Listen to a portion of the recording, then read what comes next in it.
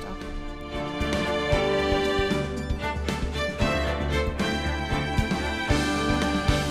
Okay. Jump on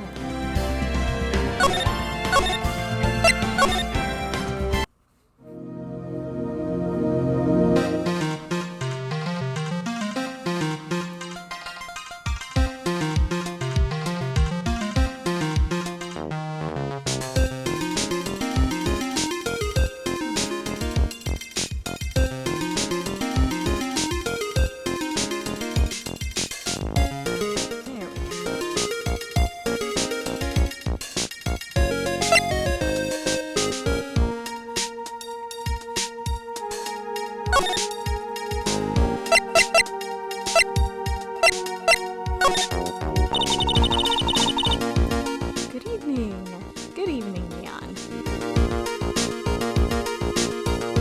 What are these plans you're talking about?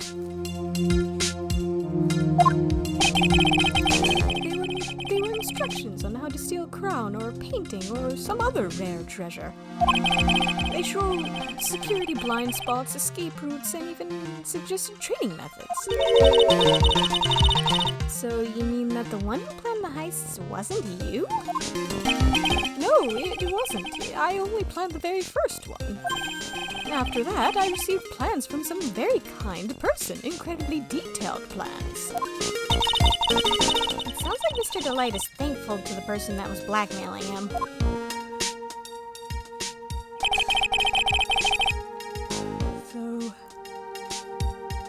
So Ron Delight was masked a mask after all.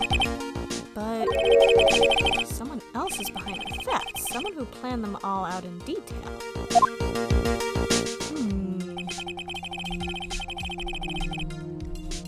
All I had to do was deposit the treasures I stole into the safe deposit box. Then I just waited for the cash to come in the mail. Did you try not to look so gleeful about it? So you went after the sacred urn because of one of those plans too? Well, see, truth is, I've never seen the urn. All I did was follow the instructions and steal what I was told to steal. Mr. Delight, is everything you've just told me the truth? Yes, but please don't tell Desi, okay?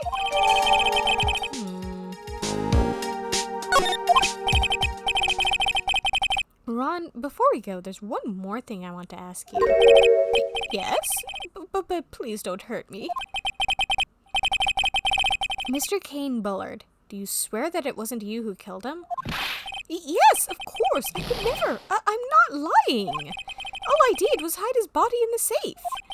But then I was afraid they'd discover what I did, so I turned myself in yesterday. Why? Well, if the judge had ruled that I was guilty of robbery, then I'd have an alibi, right?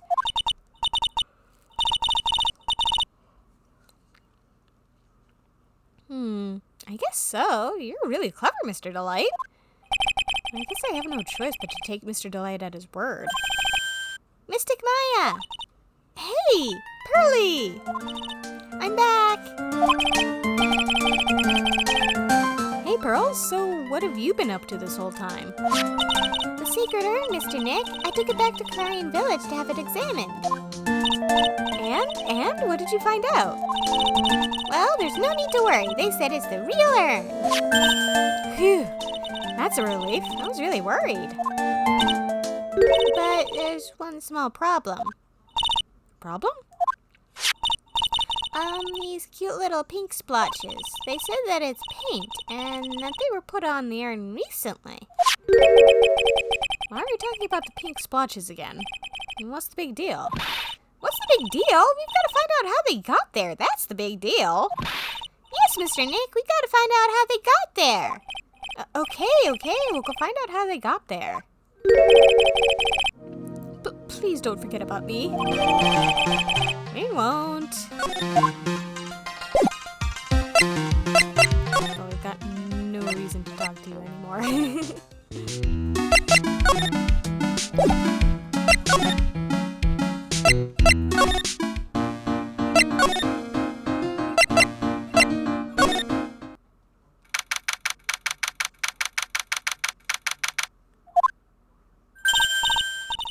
Pearl, how nice to see you. Hello there. I haven't seen you around lately. What have you been up to? Well, actually, I was having this urn examined. I see. Maybe if we take another good look at this urn, we can figure out the mystery of what actually happened here.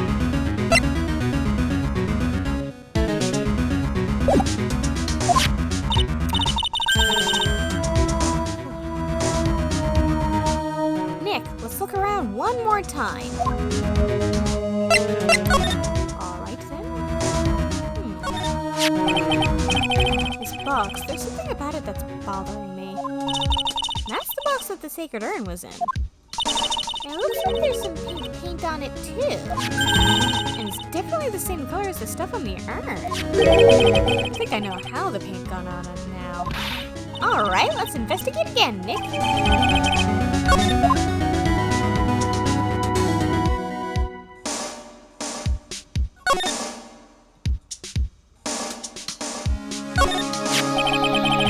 It looks to me like it's been dry for several days. There's something suspicious about this paint mark. The bottom left part of it is shaped oddly and is shocking pink. Mr. Nick, could it be that this odd shape is... Yeah, I'm pretty sure this is it. Ah, that's the box the sacred urn was in. If you look here, there's a little bit of paint on the box as well. Wow, you're right. Look, it matches. What is it, Mr. Nick?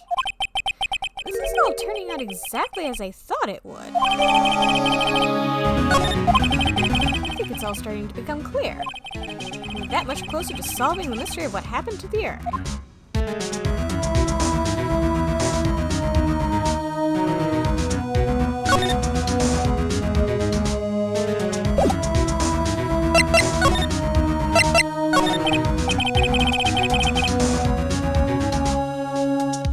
So, do you know anything about the sacred urn? Who? Me? In court today, Miss Delight brought the urn back. But it's a little different from the urn I remember.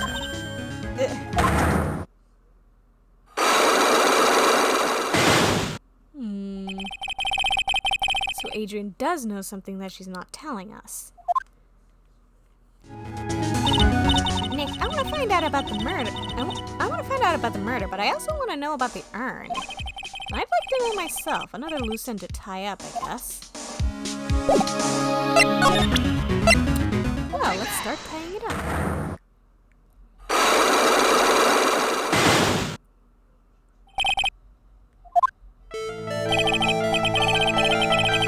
Miss Andrews. Nia says, no, that's the face of an innocent woman. Yeah, she's totally innocent. Totally innocent, doesn't know anything. We're barking up the wrong tree. Miss Andrews, do you know anything about the sacred urn? Do I know anything? I'm in charge of the entire treasure exhibit. The urn that was submitted before the court today. It's obviously not the same urn as before.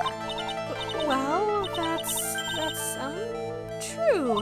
Maybe it isn't the same. It could be a fake. A fake? You're the one who said it wasn't the same, so that's the most obvious explanation. Do you have any evidence the urn that was submitted at the trial is genuine? Take that! Sorry to break it to you, but the urn is the genuine article. Pearls went back to Korean Village and had it examined. Is that right? That's nice, but I don't see how... What she discovered was that the urn had been broken. Again. Did you say again? Yes, it was broken once a year ago. And now it looks like the same thing has happened. And quite recently, too. Recently? Are you saying that this urn was broken recently? Yes, that's exactly what I'm saying. Why do you think it was broken recently? How do you know?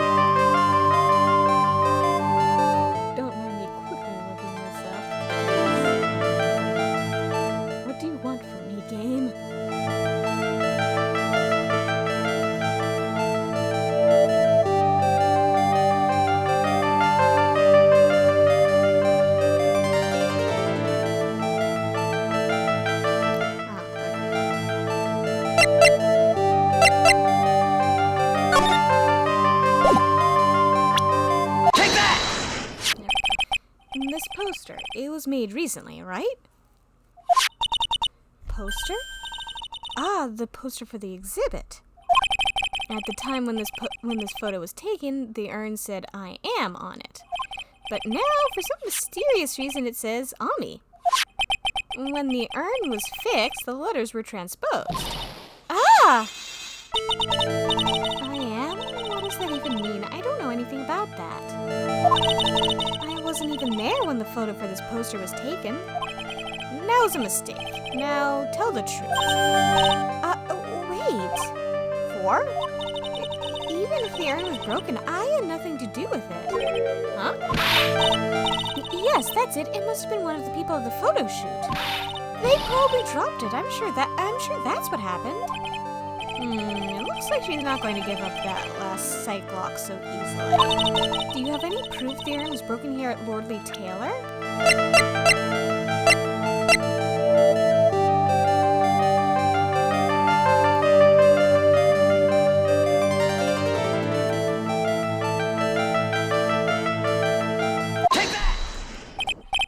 Knocking into my mic.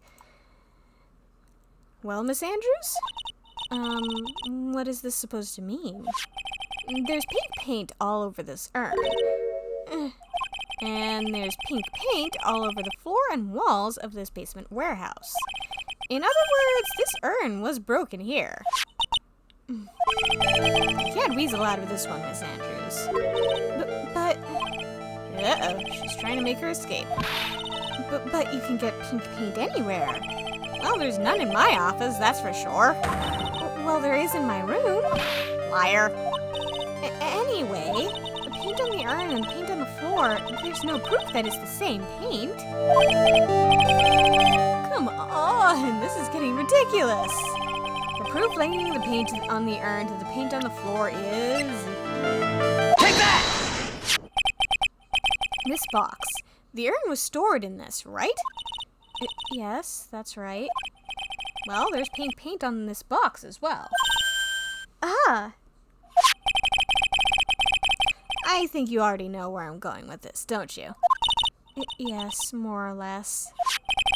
The paint on the floor has an odd shape imprinted in it, doesn't it? Yes.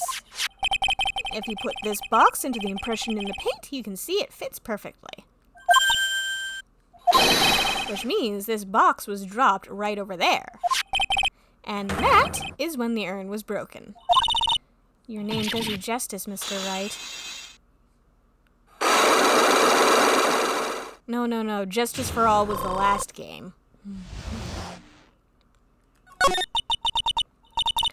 I'm so sorry. I was the one who broke the urn.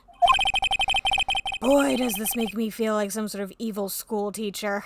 I'm a terrible person. Not only did I break it, but I tried to hide what I did. Well, that's not so hard to understand, is it, Pearly? No, not at all. I know just how she feels. Yeah, she sure does. It happened about 2 weeks ago. Just after the poster photo was taken, on the same day the urn arrived here. Neon points out Apollo isn't here yet. I thought I'd put it away down here for safekeeping. I was carrying it in the box.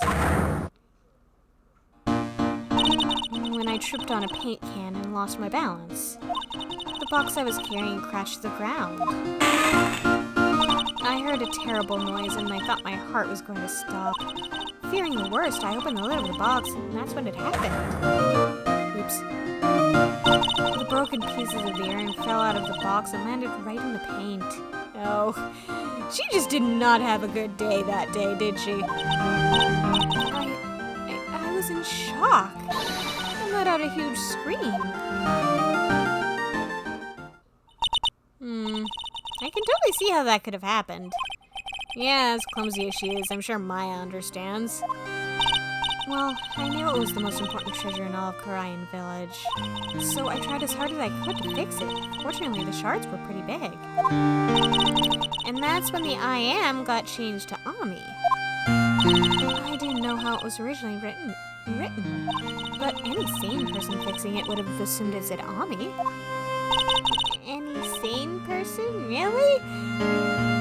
Any sane person over the age of like 9 who has a good grasp of spelling. Oh, Pearls. She said she wasn't very good at spelling. Anyway, I put the urn into the storeroom and no one had seen it since then. But there's something I don't get. When we first came here, I didn't see any paint stains. Well, that's because it was so ugly and embarrassing. I used the golden statue to cover it. The Ami Faye statue. Aha! The first time that we came down here, it was on the night that the sacred urn was stolen. But, Mr. Nick, there were no paint marks on the walls or floor of the warehouse when we were here. Well, there's a good reason for that. On the day of the crime, around noon, that golden statue just happened to arrive from the mountain training hall. And I realized that the statue would be the perfect size for covering up the paint stains. That's why I put it where you first saw it. See, now it makes perfect sense. But there's still one thing I find strange. What is it, Pearl? The day after the urn was stolen, we came here again. At that time, the statue had been moved and the paint was clearly visible. She's right about that. Well, Miss Andrews? Huh? What? I don't know anything about that. I placed it there to cover the paint, so why would I move it again? Well, then who was it? Who would have done it and why?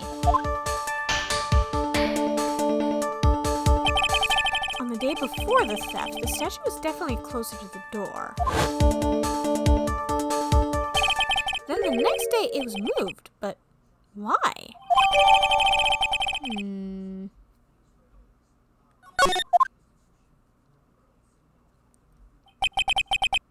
It looks like there's some connection between the sacred urn and the murder case. Why? Why do you think so, Nick? Because that night, the real thief, Ron DeLight, was at KB Security. So then why did another mask-to-mask show up here?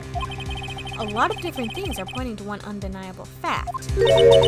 One undeniable fact? The murder trial is starting tomorrow, but it looks like that thief is going to be making another appearance.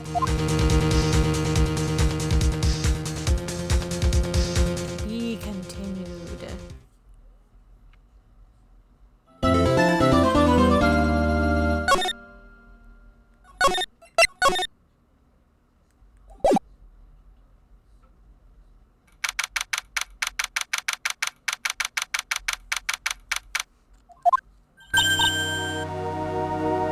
Hey, Nick. What is it this time? You won't believe how many people are here for the trial. Well, it is a murder case. What are you talking about? They're here for the trial next door. Next door? Why don't you know this, Nick? They're having Detective Atme's trial today. Detective Atme? They say they're going to try him as mask to mask. Already? That was fast. Boy, I'd love to see Mask to Mask's trial. I know. By the way, where's Pearls? Oh, she went back home. She said she can't neglect her training anymore. I know you don't like me. Pearls has really gotten into her training lately, huh? Yeah, ever since that incident last year. Please, don't ignore me. Oh, Mr. Delight, good morning. No one likes me. No one would notice me even if I killed someone. Come on, don't be silly. Wait a sec. You don't mean you're the murderer? No, I'm just a poor thief. No, wait, that's not right. I can't really be poor. Now, let's see. According to Mr. Delight, from his second crime on, he was following a bunch of set plans. Plans that someone had been sending to him to help him commit the heists. Do you really think there's a connection between the thief and the murder, Nick? It's possible, but today's trials are a race against the clock. Huh? How come? Let's just take our time like always. I'm afraid that's not an option.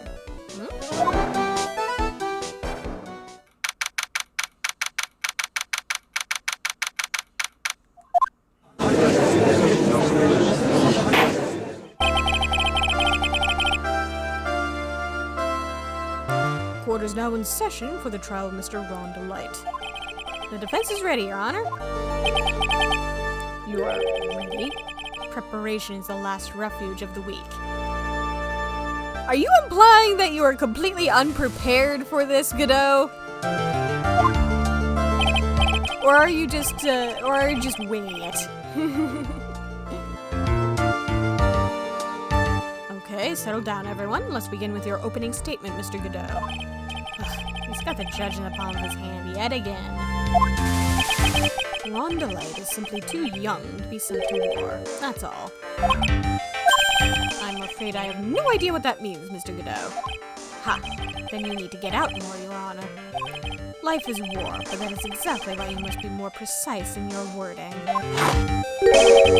That's all my statement means. You understand now, right? No! No, I don't! What are you talking about? Yes, well then, let me briefly summarize the details of this case. Neon says, Godot does everything by the seat of his pants. That's what makes a man. I guess that makes me a man, too. Wow, the judge is taking charge like he knows what's going on for a change. The victim is Kane Bullard, CEO of KB Security. His body was found in a safe at approximately 9 a.m. on the morning of the 13th. However, the time of death was estimated as 1 a.m. of the previous day. Neon says, oh, congratulations on me being a man. I am not actually a man, it's just that, by that definition, apparently I am.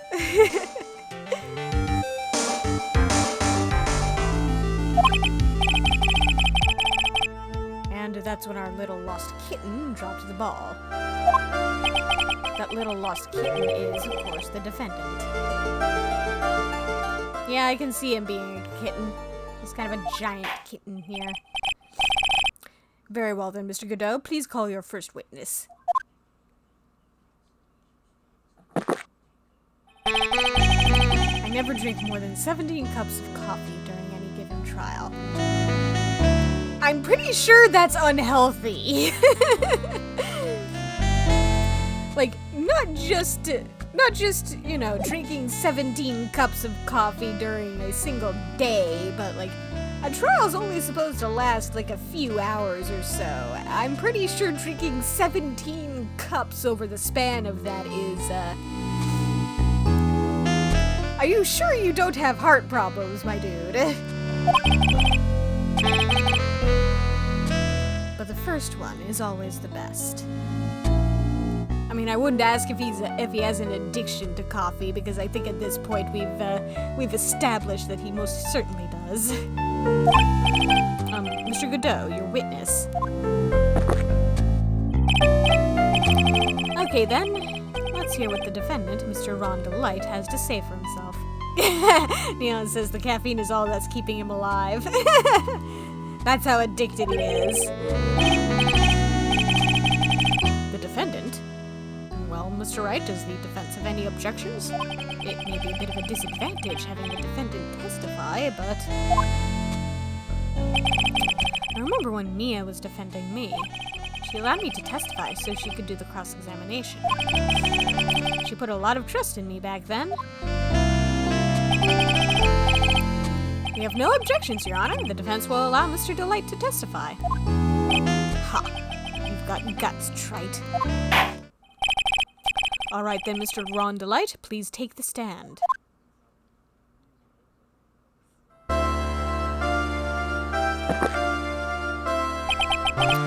You did it, didn't you? Yes.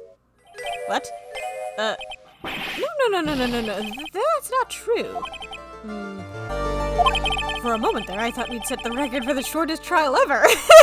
Yeah, that would be a hell of a record. Well, Mr. Delight already looks plenty guilty with that face he's making. And once he opens his big mouth, he'll probably put the last nail in his own coffin. Ha, very well. Now then, can you tell me something? If you didn't kill Bullard, why did you go to KB Security? Neon says, just get him to start crying. Everyone will feel sorry for him. Well, that would either get everybody to feel sorry for him or just make them want him to shut up already. Well, that's kind of hard to say. I wish I could go home. Now then, let's hear some testimony about what happened.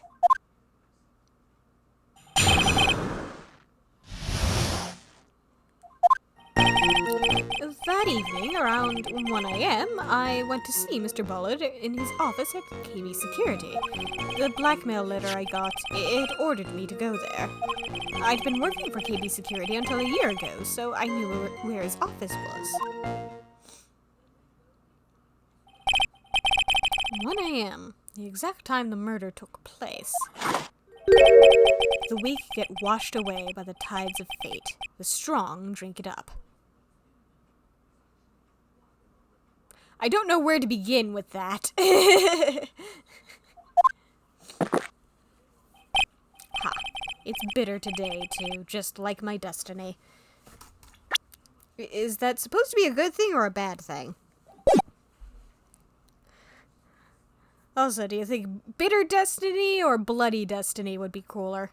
You'd never know that from the way he's chugging it down. The faster he chugs it, the less he has to deal with the bitterness. Or maybe he just likes bitter stuff. Mr. Wright, your cross-examination, if you please.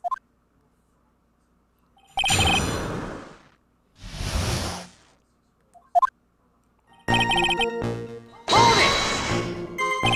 1 a.m., huh? You're absolutely sure about that? Yes, that's what my watch said when I was entering the CEO's office. No. Actually, I'm not really sure. My watch was slow, and my internal clock was also a bit... 1 a.m., that's the exact time the victim, Mr. Bullard, was murdered, correct? It's too late for a coffee date, that's for sure. Hey, you don't know, maybe someone works the night shift. Hold it! It ordered you there? It was the first time I'd gotten a blackmail letter that ordered me to go somewhere. Does that mean you've gotten other blackmail letters then? Oh, of course. They'd say things like, steal this or take that. Why don't you save those for later, Mr. Delight? Please don't say any more. Now, what should I do? Press harder. So, what did the blackmail letter in question say? It said to bring $50,000. Money, eh? Money, eh? A perfect motive for committing murder. Oh, but wait! I never intended to pay that money anyway. Oh, is that right? After all, he had nothing to hold over my head. I had nothing to be afraid of. An important point indeed. Witness, let's have that added to your testimony. Yes, sir. Ha. A muddy mudskipper in outer space has a better chance of surviving than I do.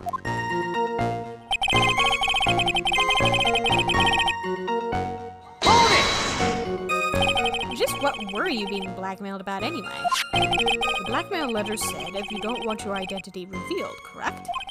I'm sure it was referring to the whole mask-to-mask thing. But I wasn't worried. Mr. Bullard didn't have anything on me. He didn't? Anyway, I don't care what anyone says about me.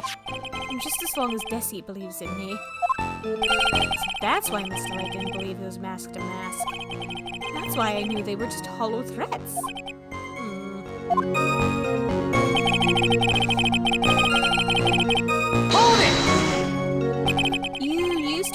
security chief for KB Security, right? Yes, that's right. A security chief? You? And yet, a year ago, you were fired without notice. Revenge for an old grudge? A perfect motive for murder, wouldn't you say? This isn't good. Maybe I should change the subject?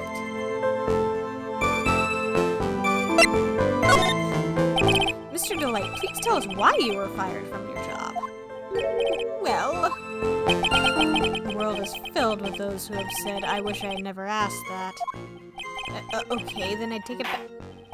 Defendant, please answer the question. I needed money. You needed money? Well, you see, Desi loves to spend it. It's kind of her hobby. Not exactly the best hobby in the world, huh, Nick? My salary wasn't nearly enough, so I stole data from the company. Come again? KB Security has a lot of security info on all sorts of companies. And since I was a security team chief, you stole some data and sold it. Mr. Bullard found out, and I was fired immediately. What? I wish I had never asked that.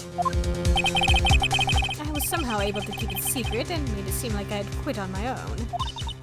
What is it, Nick? You don't look so good. Someone who brings harm to their company is fired as punishment. You do well to remember that. He sure told you. Except I'm pretty sure I'm the one who owns my firm right now, so I can't really fire myself. So you admit that you stole data from your company, is that correct? Yes, I'm sorry. This is a very important fact. Please add it to your testimony. Oh man, this whole thing just took a big turn for the worse, crashed and blew up. It's gonna take the jaws of life to rip this case from the clutches of disaster. Hold it! Why would you do something like that? Well, for Desi's hobby, what else? Wasting money, huh? It's not a waste! Neon says, it's fine, Nick. Yeah, it'll be fine. We'll snatch victory out of the jaws of defeat like we always do. So Miss Delight doesn't know that her husband was fired, does she? So it would seem. I'm not sure what to think about couples who keep secrets like that from each other. I can't believe it. This case has gotten even Maya to think seriously about couples. Please try to stay focused, Mr. Wright.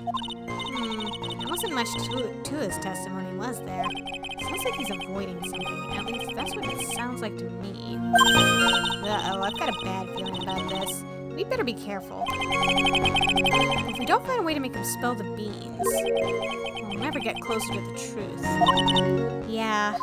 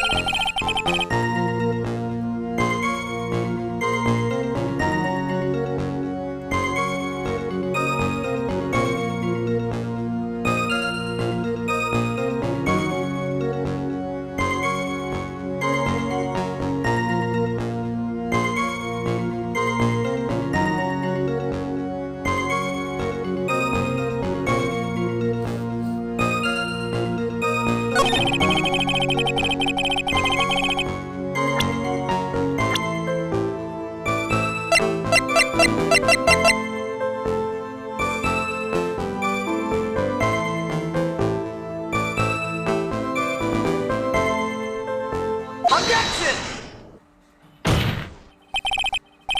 Mr. Delight, what you said just now doesn't match what you told me yesterday. Huh? What doesn't? I think you must have been scared, very scared, of having a certain person find out your secret. Gulp. A certain person? Miss Desiree Delight, the defendant's wife. What? But I... Listen to me, my Desi, she's... Looks like if I just sit back and relax, the fun will end before it truly begins. Godot. Yes, we know. It was all your wife's fault. What do you mean? Mr. Delight stole company data to pay for his wife's spending habit, for which he was fired. Unable to face his own wife, someone used his dirty little secret to blackmail him. And that is how this murder came about. Oh. No, everything is falling neatly into place for him. Don't talk about my Desi like that, or you'll be sorry.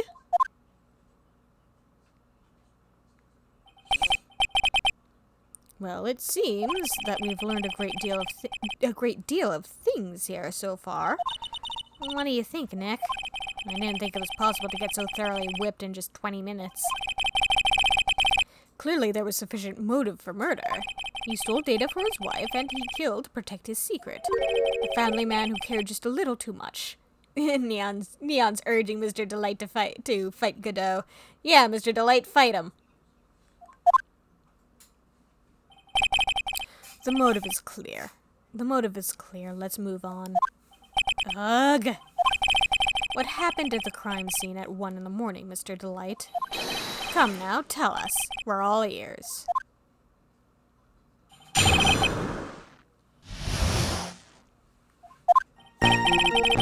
When I entered the office, there was a suspicious shadow there. Suddenly, I was hit on the forehead. After that, I remember being a bit dazed. If I hadn't been wearing that, I would have been killed. When I came to, Mr. Bullard was lying there, dead.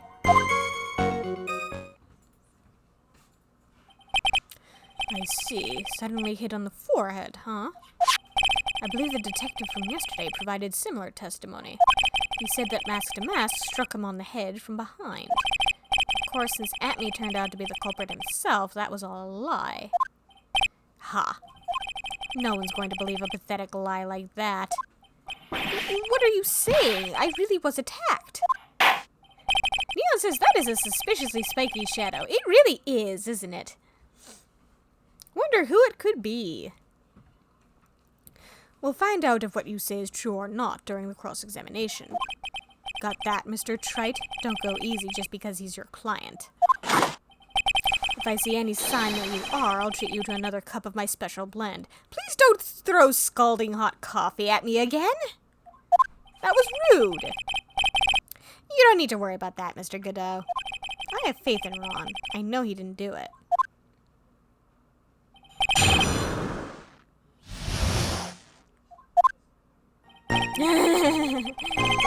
Neon says, what if it was the judge? I can't. That would be a big twist, wouldn't it? Suspicious. Hold it! Who was this suspicious shadow? Oh, come on, Phoenix. If there were 1,000 of me, and if even one knew, I'd tell you, trust me.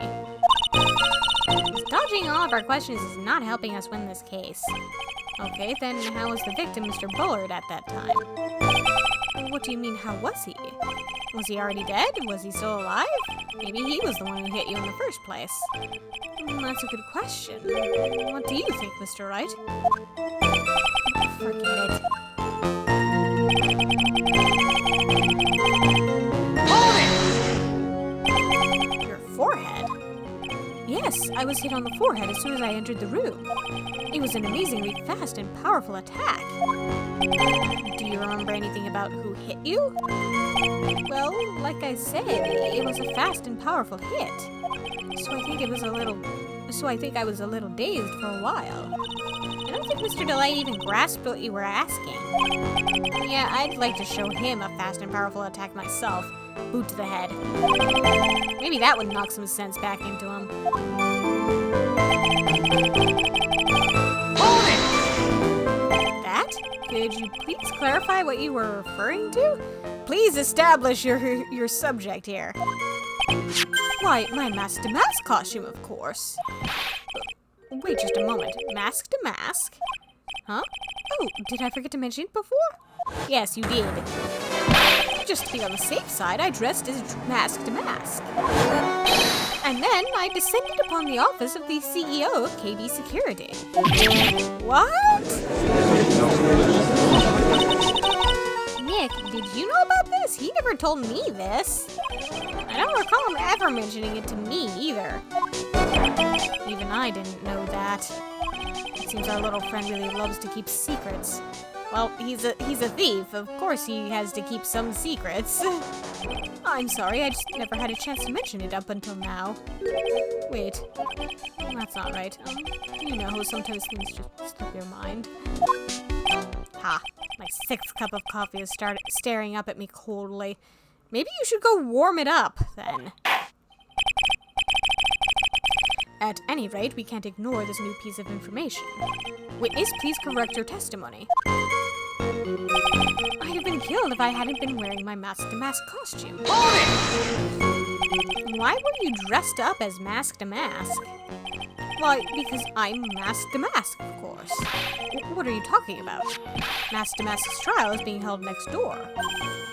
Yes, I guess so. Anyway, at that time, I thought I was being blackmailed over the mask-to-mask issue. So I thought I should go as him just to be safe.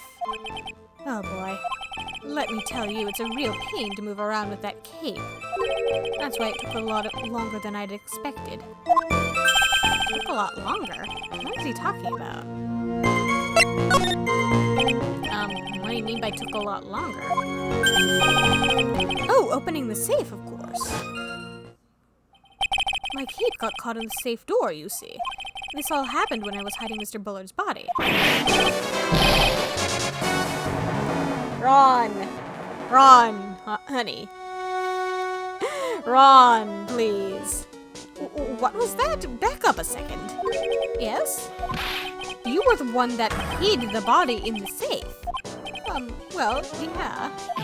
Inconceivable! Why? Just why? What reason could you have? What were you thinking? Question. When does someone toss their dirty shorts in the washing machine? What? The answer is simple. When they take them off. As usual, I have no idea what you're saying. You really need to, actually clue us into your thought process more, Godot. Do you mean that Mr. Delight hid the body because he's the murderer? Ha! So you're not as stupid as you look. It's easy to call other people stupid when you don't explain your goddamn logic. His metaphor this time was really obscure. Mr. Wright, you don't mean that you knew about this whole safe business, do you? Well, yes. Why am I the only one not in the loop here? Witness, make sure you add this to the testimony. Yes, sir.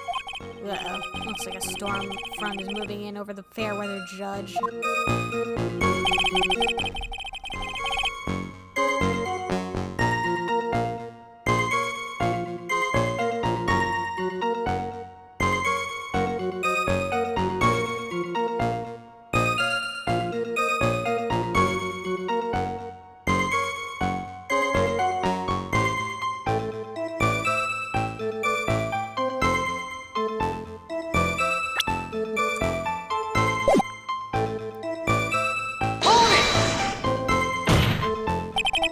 Why did you hide the body in the safe anyway? Well, because it wouldn't fit in a drawer. That's not exactly what I meant. When I saw that corpse, I kind of lost it. I thought thought if they find his corpse, they'll think I did it. Huh. I think you had a simpler reason than that. It's because you killed him. That's why you spent 10 minutes hiding the body. That certainly makes more sense. Ugh. Hold on. 10 minutes. Yeah. Neon says, "Oh, of course. Good idea, Mr. Delight. Yeah, it's perfectly sound logic." What is it, Nick? I just had a thought. Under those circumstances, would you normally try to hide the body? And spend 10 whole minutes to do it? Under those circumstances? What circumstances? Oh! Hey, Nick, if you think his behavior was so strange, why don't you present some evidence that would show just what those circumstances were? That's it. I'll take a look at the court record and present some evidence. We heard this from Mr. Delight yesterday, didn't we? There's not much in this testimony either. I bet she is still hiding something. I wouldn't be surprised. We'll just have to draw it out of him. I just hope he doesn't make things any more complicated.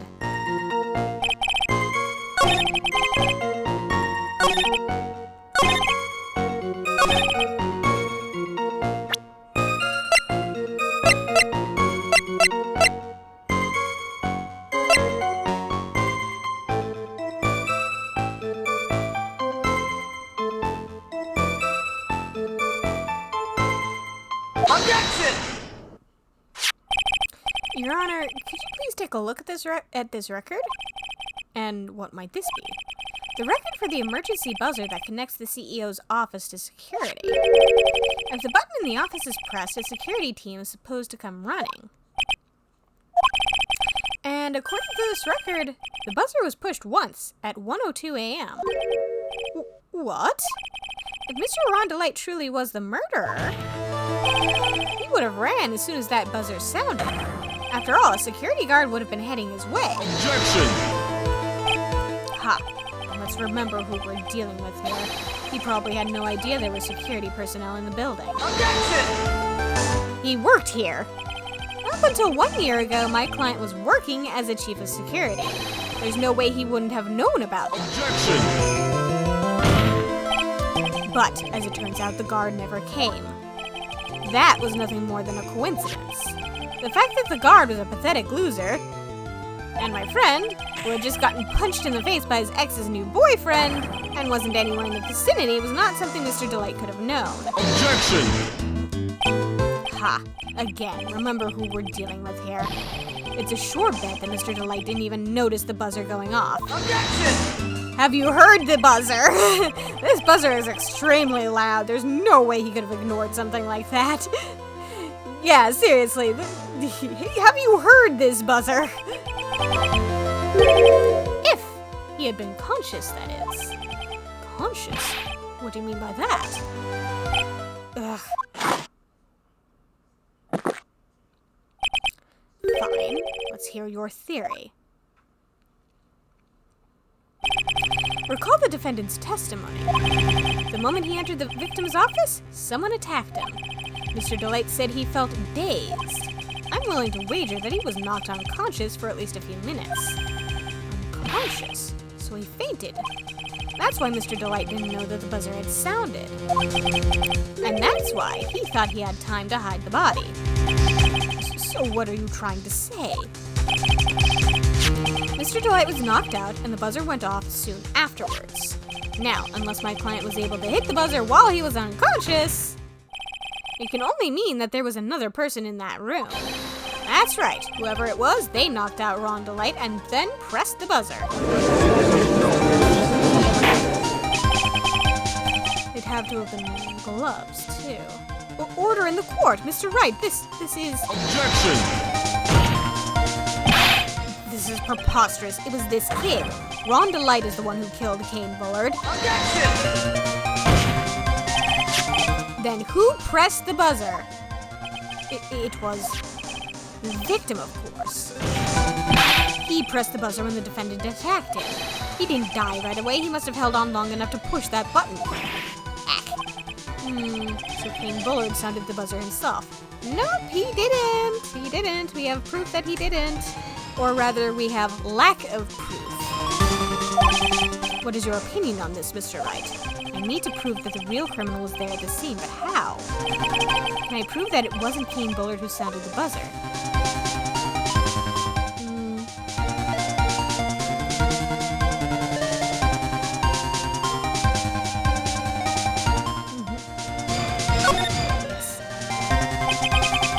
The defense's opinion is this, Your Honor.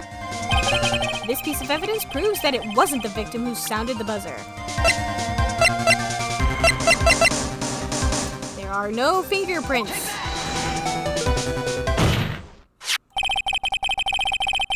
I believe this is the piece of incontrovertible evidence you were looking for. The emergency buzzer? Is there some kind of clue on it? Absolutely not.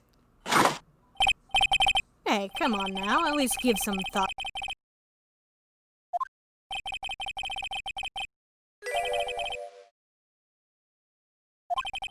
Now I'm the one who's clueless.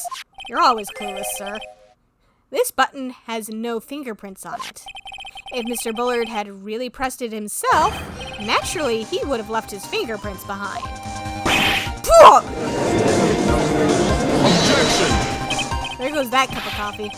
Ron Delight obviously wiped them off. Why would he? A guard could have come in at any moment. He touched that button. I know he did. He didn't. The defendant, Mr. Delight, was dressed as Mask to Mask. And Mask to Mask always wears gloves.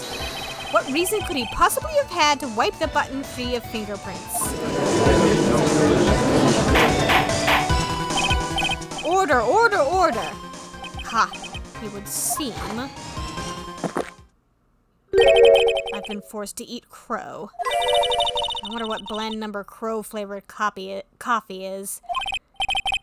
However, if the real killer was there at the scene, why would that person press the emergency buzzer?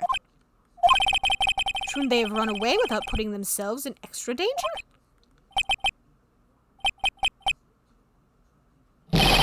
What's with this awkward silence all of a sudden? I have an idea of what the real killer was aiming for. Ha, it looks like you're fresh out of parlor tricks. I'm not! They're on to you, Nick. Just give me a minute to collect my thoughts. The real culprit killed Mr. Bullard at around 1 a.m. And Mr. Delight just happened to waltz in when the murder was taking place. And Mr. Delight just happened to waltz in when the murder was taking place, right? The killer clobbered Mr. Delight and then sounded the buzzer. Even though security was supposed to respond right away if the buzzer was pressed, security was supposed to respond. Time's up, Mr. Wright. Let's hear what you have to say. Very well, then. Oh ho. You've got some guts. I like that in an opponent. Why did the real killer sound the emergency buzzer? To call the guard. The killer knew that if they pressed that button, a guard would come running. And that was exactly what they wanted. Do you mean to say the killer called the guard on purpose? Yes. Although as it turned out, he never showed up. Because he was getting his clock cleaned at the time. What a touching story. You were saying the killer had a change of heart and called the guard to turn himself in? Nope. No, I'm not. When that buzzer sounded, there were 3 people in that office. The victim, Kane Bullard, who was already dead. The defendant, Ron Delight, who was out cold. And the third person, the real killer. That spiky-haired shadow. Hypothetically, yes. Now then, in the situation if the real killer made an escape, what would happen? The only ones left in the room would be the victim and Ron Delight. And if any security guards came running in at that time, they would think that I was the murderer. Yes, that was precisely the real killer's objective. To frame Ron Delight for the murder.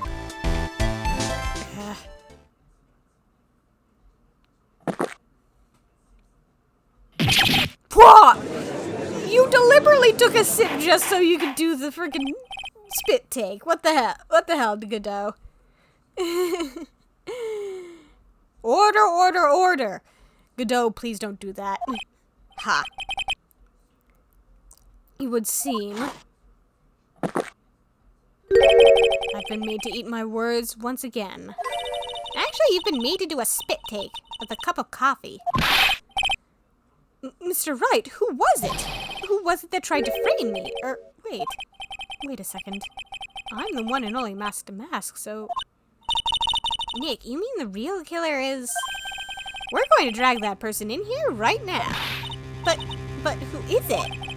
I don't have any solid proof yet, but think about it. The killer knew Mr. Delight's identity, and they also knew that he had been called to KB security that night. So, the killer used him to execute a well-crafted plan to murder Kane Bullard. Now then, let's hear your accusation, Mr. Wright. Who was it that framed Mr. Ron Delight for the murder of Kane Bullard?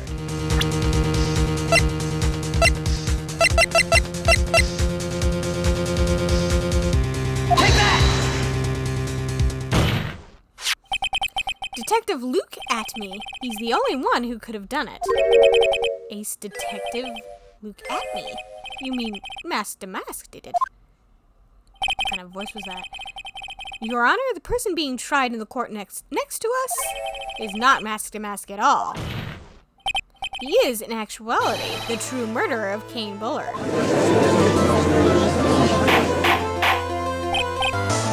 Order, order! Mr. Wright, explain yourself.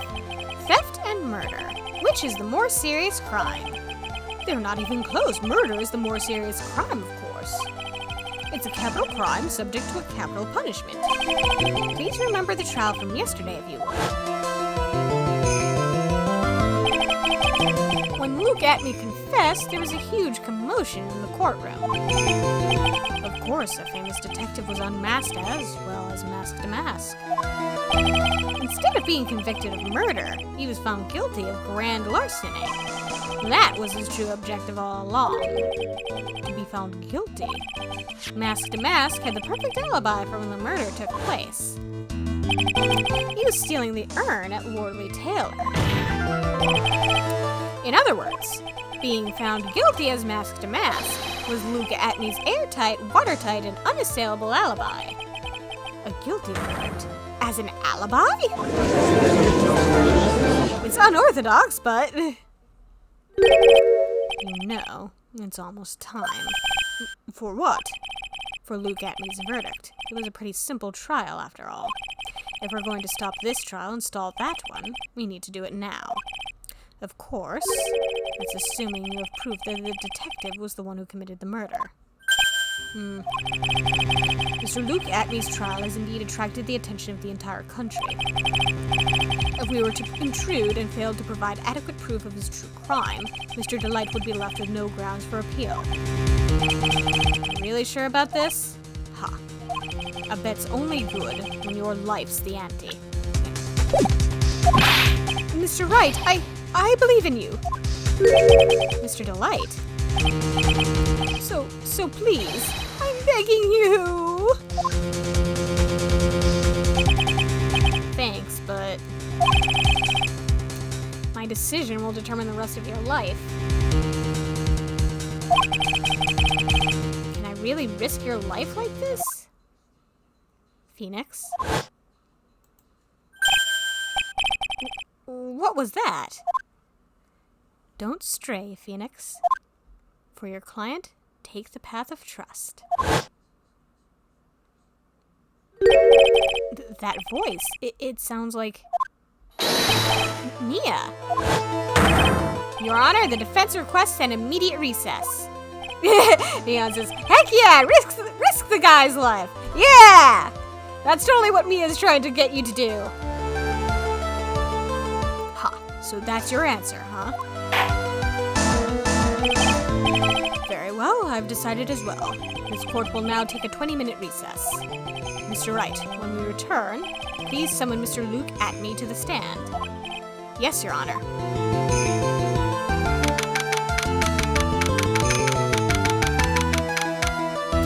Time to put, well, not our lives on the line, but so much as just Ron Delight's life. Man, it's been Man, in-game it's been only like almost 2 hours.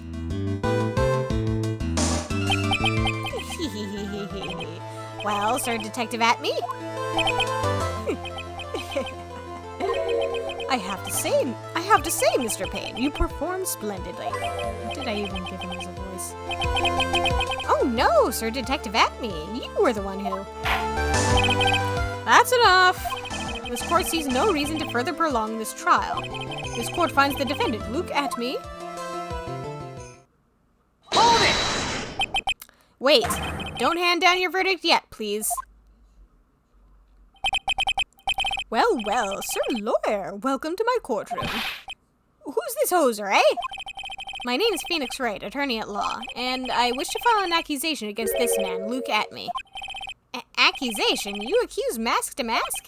That man is not Mask to Mask. He's just a ruthless murderer. What?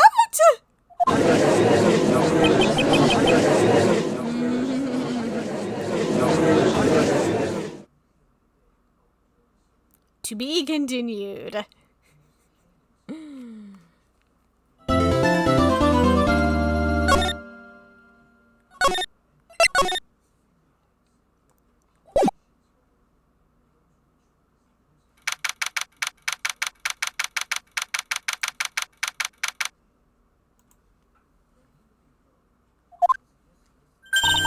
My sis? I could have sworn I heard Mia's voice.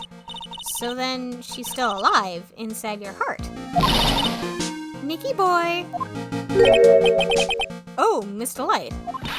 Is it true that Detective is the real killer? To be honest, we don't have any definite proof. But he's the only one who could have done it. But wasn't he at Lordly Taylor that night? Not to mention, we don't exactly know his motive. I mean, why would Detective Atme want to kill Kane Bullard? Oops, it's almost time, better get back to the courtroom. We need to find some solid proof. And it's gotta happen sooner rather than later.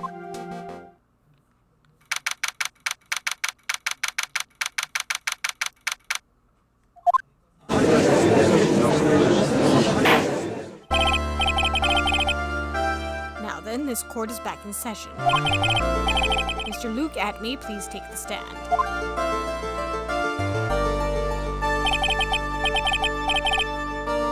Well, well, how do you do, Sir Lawyer? I never would have thought to see you acting so recklessly. I couldn't let them hand down your verdict just yet. Not when I would have given you your perfect alibi. An alibi by the name of Mask to Mask.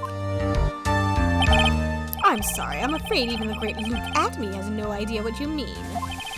Of course, I have been in the next courtroom ever since 10 o'clock this morning. I'm afraid there's no way I can know what's been going on in here. You've been in the defendant's seat all day long, correct? Being tried as Mask to Mask. Indeed, it's truly child's play to fool the ignorant masses. Not only did the poor fools ask me to protect their valuables, they even gave me a generous reward upon returning their own property to them. Take this red diamond ring that sparkles upon my divine finger, for example. So you continue to insist that you are, in fact, Mask to Mask? Of course. Very well then, Luke Atme, let us begin with this simple question. On October 12th at 1 a.m., Kane Bullard was murdered. Where were you at that time? One without knowledge lacks even the knowledge that he should be ashamed of himself. But don't worry, I will not hold it against you, Sir Judge. Thanks. All right, Mr. Atme, the night of the murder. Speak. We're all ears. As you wish, Sir Prosecutor.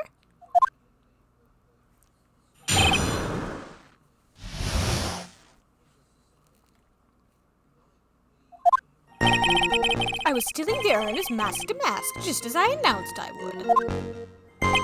I had more than enough time to prepare. It was a pathetically easy job. A photograph contains no words, but in this case, one turned out to be my witness. The time at which the camera captured Mask to Mask was the same time as the murder. It seems the main point of discussion will be this photo of the crime scene. Everything else up until now was all part of his plan. There has to be a secret to this picture as well. Even the great Mask to Mask cannot be in two places at once. Now then, if you'll excuse me, I have a verdict to receive. Hold it! Unfortunately, Mr. Atney, we still have to do your cross-examination. A fool is too foolish to know that he is a fool. Hey, you're not Von Karma here. I think he's trying to say that you're full of it, Nick.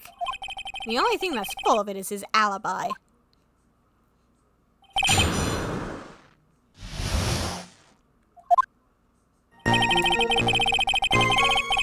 Hold it! So this photograph is the proof, correct? Indeed it is. And the man in that photo is certainly... No, wrong voice. And the man in the photo is certainly wearing a mask. That is why I'm called Mask to Mask. But conveniently, that also means that there's no way to tell who this really is. What do you mean? Objection!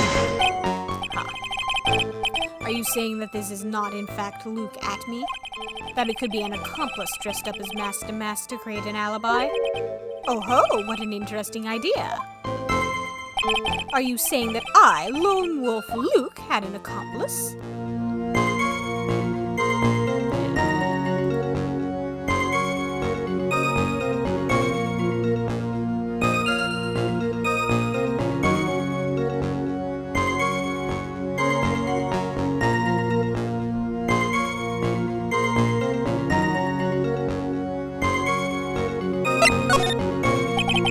Luke Atney was at KB Security during the murder. Then the Mask to Mask in this picture has to be a fake. Then there really was an accomplice. But right now I have no idea who it was. I don't have any idea right now either. Baseless objections are just what this guy wants. There's got to be another way, and I'm gonna find it. Hold it! I believe Adrian Andrews hired you at one point? That's right. That was over 20 days ago, if I'm not mistaken. You sent the calling card to Lordly Taylor 10 days before the heist. That would mean you sent out the card after you began your security watch, right? Indeed. There was no reason why I couldn't do both jobs at once. It was the perfect opportunity to steal my latest target. I see. You truly are evil, aren't you? Yes, evil is what I am. Hey, Nick. Isn't there something odd about this? Detective Atney was always proud of his ace detective skills, right? But if the errand was stolen from Lordly Taylor while he was the only one watching it, he'd have no way to maintain his perfect ace detective persona. You know, that's true. It is kind of odd.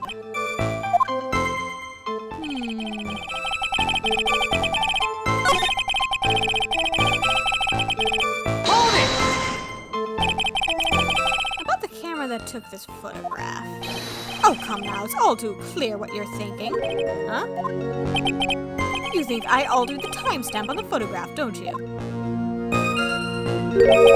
I'm afraid that's impossible. The camera was set up by Lordly Taylor, and on top of that, it was Lordly Taylor's staff that printed that picture's data. Unfortunately for the defense, there's no way that picture could have been altered. I see. It looks like I'd better find something else that can be suspicious.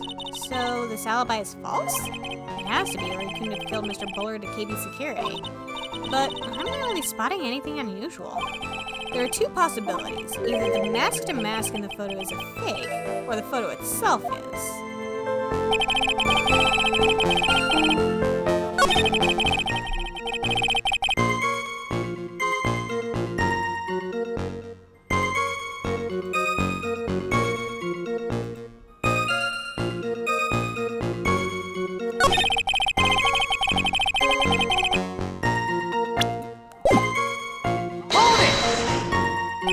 So by photograph, you mean this piece of evidence here, is that correct? Indeed it is. That is it. The very thing that proves I committed the crime. The very thing that proves you committed the crime. Surely even you understand by now. Lordly Taylor provided that camera. There's no way I could have tampered with it. That means I could not have killed Kane Bullard unless I had an accomplice. Come on, think long and hard about that night. The basement warehouse, and this picture that supposedly captured it. It's gotta be here. Isn't there something funny about this picture? You bet there is. Are you implying that this picture is fake? You bet I am. There's definitely something strange about this picture. We took a look around the basement warehouse that night before the theft took place. And there was something in this photo that doesn't match my memory of that night. Very well, then let's hear what you have to say. What about this photograph do you find funny? Take that! The funny part is right here. Why, this is a blood stain. Ah, blood! Now this case is getting interesting. Not exactly. This scene is actually pink paint. Oh, just paint. And peach-colored at that. From blood to peaches, this judge sure loves going on his wild tangents. He's old. Let him have his fun. The problem with this photograph is not the paint. Not so much. The problem is when you consider the layout of the basement warehouse. It turns out that something that should be there is nowhere to be seen. Well, Mr. Wright, what is supposed to be in this picture instead of the paint stains? Take that! The supervisor of the treasure exhibit stated the following. Well, there's a good reason for that. On the day of the crime, around noon, that golden statue just happened to arrive from the mountain training hall. I realized that the statue would be the perfect size for covering up the paint stains. That's why I put it where you first saw it.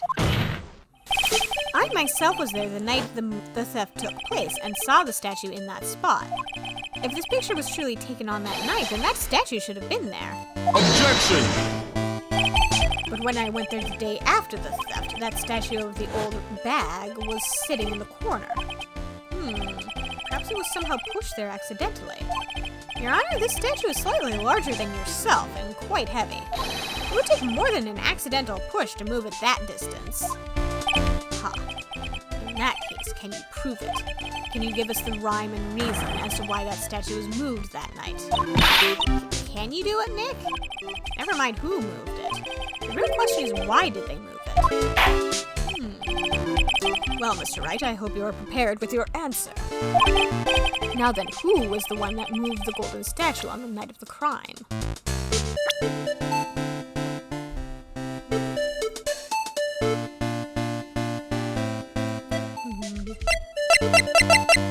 Take that!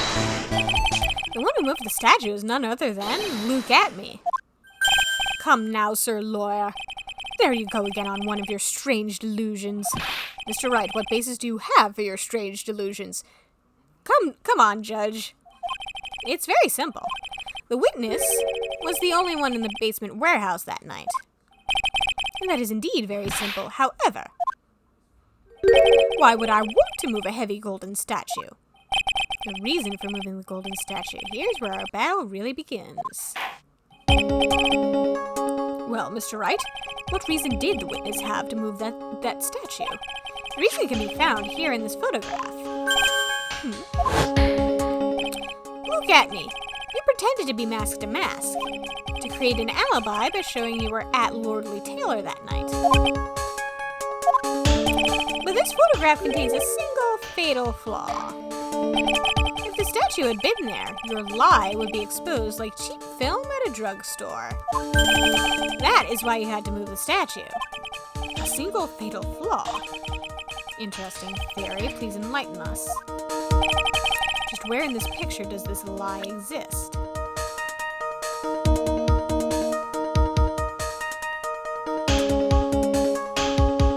Take that! Naturally, the lie in this photo is the timestamp.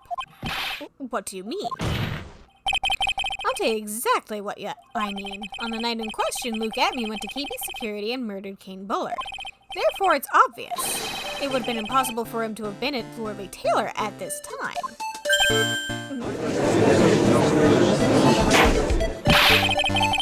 But what does that have to do with the statue being moved? Remember, if you will, Your Honor. When was this statue placed besides the warehouse door? Well, the statue was taken down to the warehouse on the day of the crime, and it was placed there in order to cover up the paint. Exactly. Luke Atney had already decided on the time when he was going to kill the victim. And so, in order to create an alibi for that time, he took this picture days before the murder took place. What the? Of course, the statue hadn't yet been brought down to the basement warehouse yet. Ah. So, on the day of the crime, Mr. Atney must have been quite nervous. As nervous as a long-tailed cat in a rocking chair factory, so to speak. Now you're pulling out the interesting metaphors, Phoenix. Why? Because something that wasn't supposed to be there had been brought down and placed where it wasn't supposed to be. And that is why Luke Atney had to move the statue on the night of the murder. He did it to make the room match with the way it had been in his photo. Ah! Order, order! Mr. Atney, is this true? One moment, Your Honor. Have you forgotten this? What's that? The data for the basement warehouse computer. According to this, the camera did indeed go off on the night of the crime. Objection! It's true that the camera had been set up by the Lordly Taylor staff. However, the program used to manage that data was yours. That alone would have allowed you to tamper with the data.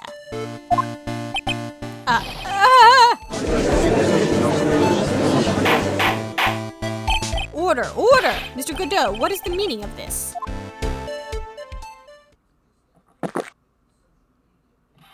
Godot, I warned you about making me wait. Now put that coffee down. My 11th cup. I've promised to drink no more than 17 during a trial, which means I'm still good to the last drop. However, the defense has a very good point. Put down that coffee. A good point? So what? We are all but travelers on a road of infinite points. I think he's got his points mixed up with his other points. So you say this photograph was taken ahead of time, and that the statue was moved in order to make it match. That's a very interesting idea. However, there's one point that can't be denied, which is that it's only a possibility. Men that are trapped by the chains of maybe can never reach their dreams. That's very true. No way, don't fall for that, Your Honor. Hey, Mr. Damask. Yes? If there's no funny business in your actions as Masked Damask, there should be no problem with you telling us your strategy. So let's hear it. Yes, please provide this court with your testimony about your plan to steal the sacred urn.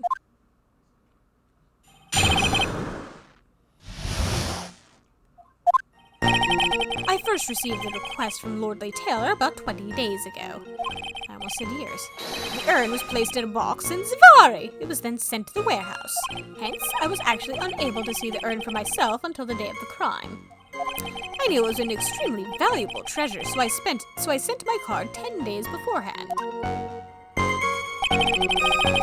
I then handled security by myself to ensure that my crime would go smoothly.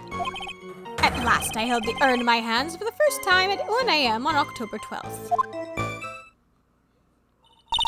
That's pretty much all stuff we've heard before, isn't it? Yeah, but we will find the truth hidden in the nuggets of new information he gave. Witness, you're sure there are no mistakes this time? Zavari. Very well then, Mr. Wright, you may begin your cross-examination.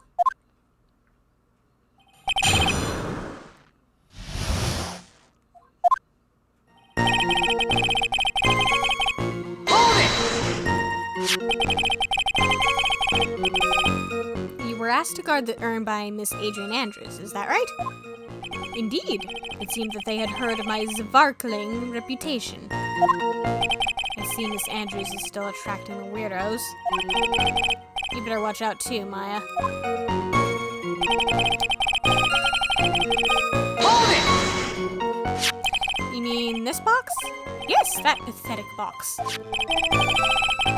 Poor Maya. Lady Andrews was especially taken with that urn, and she wouldn't let anyone enter the storeroom, not even me. Huh, interesting new tidbit. Hold it!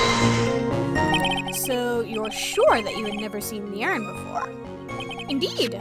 You may ask Lady Andrews to confirm for yourself. My security was focused entirely on the entrance to that warehouse. However, I, Luke Atme, let no information whatsoever slip through my fingers. Hold it! You mean this calling card?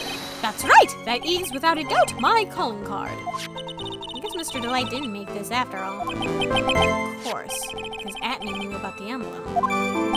Making this card authentic would have been child's play for him. Hold it!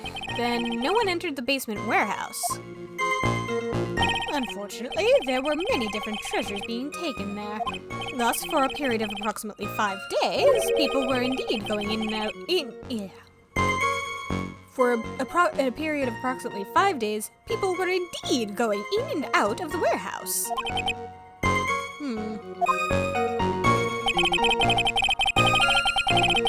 Hold it! And this is the photo that proves that, huh? Indeed. To be honest, even if a photo was taken, I didn't think it would matter terribly much. Hey, Nick, if this photo is a fake, Detective Atme might have stolen the urn whenever this was taken. That's true.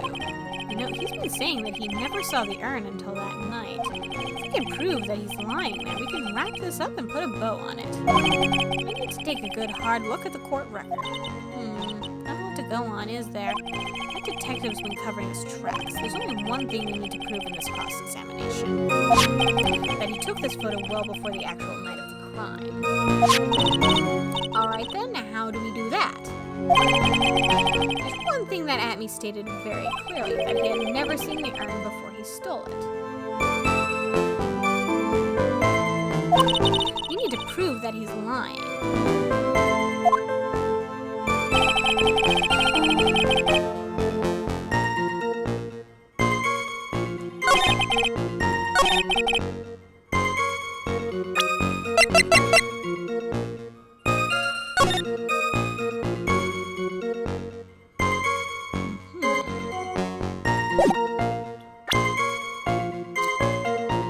Objection! Mr. Atme, if you really are masked and masked, then you also wrote this calling card, correct? But of course. Yeah, Neon sees where I'm going with this. Is there a problem with that calling card? Allow me to read a passage from the calling card that Masked and Mask had written. Take good care of the speckled urn. Now, the speckled here surely refers to this pink pattern on the sacred urn. Yes, that is true, but so what? Truth be told, there's no way that Masked and Mask could have known about this pattern. What do you mean? This pink spotted pattern on the urn is actually nothing more than paint stains. Paint stains? And these stains did not appear until after the urn had been taken to Loreley Taylor. Whew. I'm not finding this joke to be very funny, Mr. Trite. The day that the sacred urn was taken to the warehouse, the urn was broken due to human error, or should I say, an error-prone human. And that's when the pink paint got on the urn. Ugh, you can't be serious. And yet this calling card clearly mentions the paint pattern. Which means Detective Atme had seen this urn long before the crime ever took place. In fact, he saw it when this fake photo was taken. Leon says, poor Ms. Andrews. Yeah, seriously. Poor her. And because this photo is a fake, Your alibi for the night of the murder no longer holds water. Ah!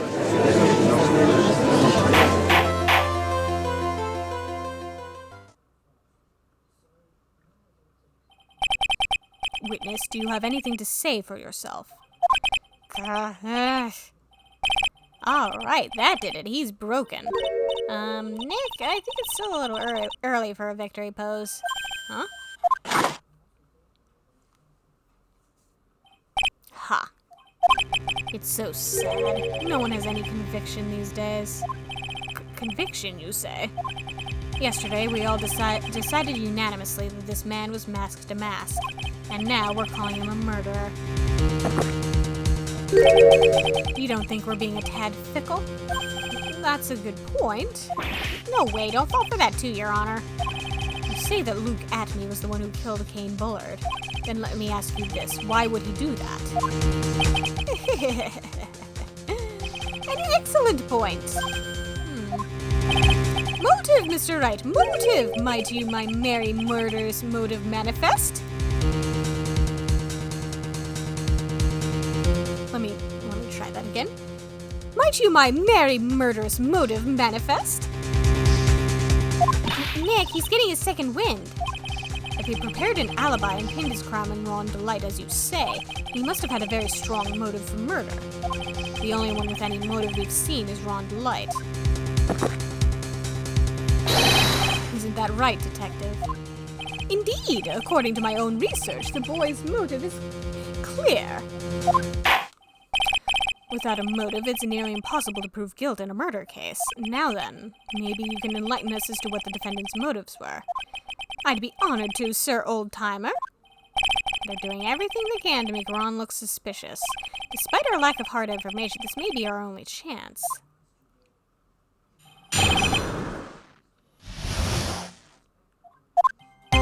I, Luke Atney, had no points of contact with the victim whatsoever. Kane Bullard decided to investigate mask to mask and simply mistook who he was. It was Mr. Bullard who wrote the blackmail letter and sent it to Ron Delight. And it was again Mr. Bullard who harbored a grudge against Mr. Delight for his betrayal. Mr. Bullard's mistake is quite excusable. The defendant truly believes he is masked to mask. That is why Mr. Delight saw it fit to kill Kane Bullard. Truly a tragedy. So the victim, Kane Bullard, blackmailed the defendant. This is the blackmail letter found in the defendant's apartment. A handwriting test confirms that Mr. Bullard was indeed the one who wrote the letter. What? Very well, Mr. Wright, begin your cross-examination.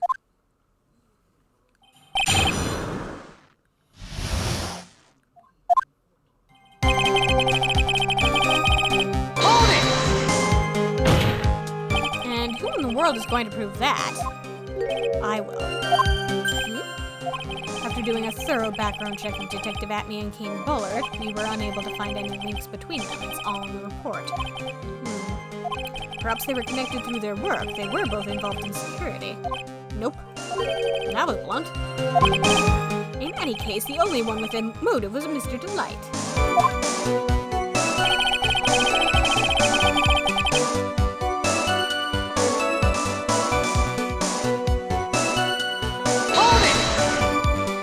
Mistook? That's right, mistook. From the old Norse mistaka, meaning to take an error. That wasn't what I meant. Just who did the victim mistake mask to mask to be? Why, the answer is obvious. Ron Delight, of course. Boy, I'd like to wipe that smug look off this guy's face.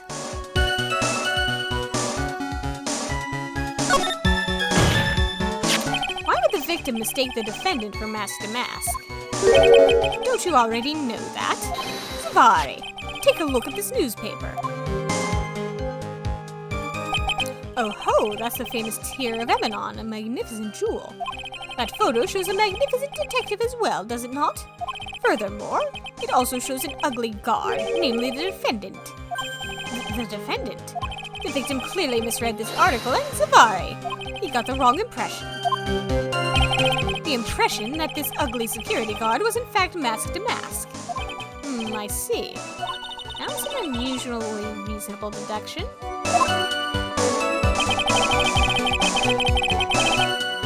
Hold it! You mean this blackmail letter right here? It says bring $50,000, and the handwriting is, without a doubt, the victim's. There's no mistake. We have an official report to prove it. But I don't see an addressee on this letter anywhere. An addressee? This letter was discovered in Ron Delight's apartment, and Mr. Delight did show up at the designated place and time. The fact that there is no addressee is irrelevant. I wonder. What's up, Nick? I just had a thought. What if that blackmail letter wasn't meant for Mr. Delight? Well, do you have any evidence of that? For some reason, I just can't shake the feeling that there's something not quite right about this blackmail letter. Well, everyone, are you quite satisfied? Hold it! For the sake of fairness? What do you mean by that? Oh my, I was certain you were already aware. Zavari! No. Stole data from the company. Kane Bullard had yet to forgive young Mr. Delight, which is why he sent him that letter upon mistakenly believing he was the thief. Here's a file that we discovered in Mr. Bullard's office. Evidence that Mr. Bullard was receiving money through blackmail. However, isn't this a bit odd? Why did the defendant pay Mr. Bullard the money, even though he wasn't actually masked to mask? On that point, there was an unfortunate bit of chance. Hold it! Do you really think that story is going to hold up? That assertion is not merely my own, I'm afraid. What do you mean? I have here a memo from Ron Delight's wife, Desiree Delight. Ronnie thinks he's masked to mask. Don't you feel sorry for him? Please don't think too badly of him. Ha. Well, Mr. Trite? Ugh. Was he trying to act like Ms. Delight just now? I thought it was actually pretty convincing. Hold it!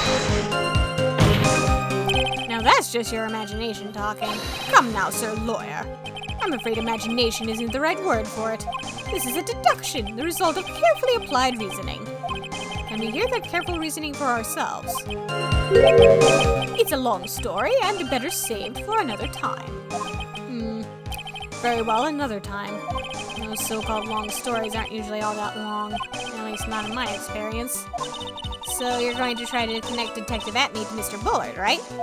Yeah, that's right. Hopefully it won't require surgery either. In that case, you'll have to talk about the blackmail. That's true. Was that blackmail letter really intended for Ron? Since we don't have enough information, you should press him for more testimony. Maybe I'll be able to shake some contradictions loose that way.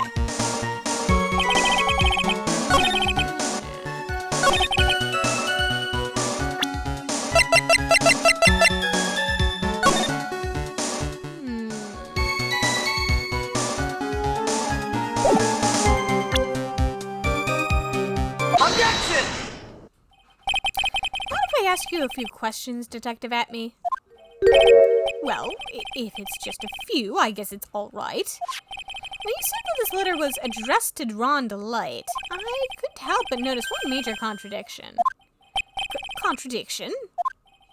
I don't know where a walking contradiction like you gets off saying things like that. You're one to talk! At times like these, men are made to express themselves with their fists. Oh, you want to go? You want to go, Godot? I probably can't take you in a fight. Actually, I don't know if either of us knows jack shit about fighting, to be perfectly honest. Why don't you show us what you've got there, Junior? Indeed, time to man up, Mr. Wright. Start the fisticuffs. Show us the contradicting evidence in the content of the blackmail letter.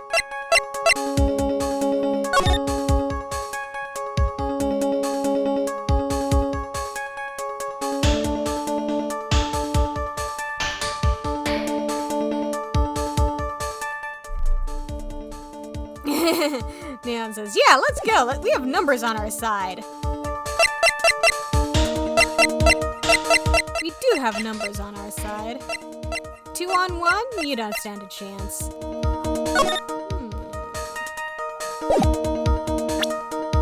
Take that! Take a good look at this newspaper clipping. It contains a picture of the Tear of Emanon, the stolen jewel. What about it? The problem is this jewel's color. Color? I'm not much for discussing color myself. According to the clipping, the color of the stolen jewel was blue. However, in the blackmail letter, a totally different jewel is mentioned. I'll take that red diamond you received the other day. Red? Which means the red diamond described in the blackmail letter is not the Tear of Emanon that Mask to Mask stole at all. Is anyone making that assertion? And your point is, Mr. Trite? So you are trying to say that this blackmail letter was intended for someone else. That is what you're trying to say, right, Trite? That is what you're trying to say, right, Mr. Wright? Well, that is what you're trying to say, right, Nick? Yes. That's pretty simple. This is who Kane Bullard was actually blackmailing. Take that! Naturally, it was you, Detective Atme. Do you have some sort of basis for that claim? You have been personally involved in every single mask-to-mask case, and in the last case, you recovered what was stolen and received a jewel as your reward. A jewel.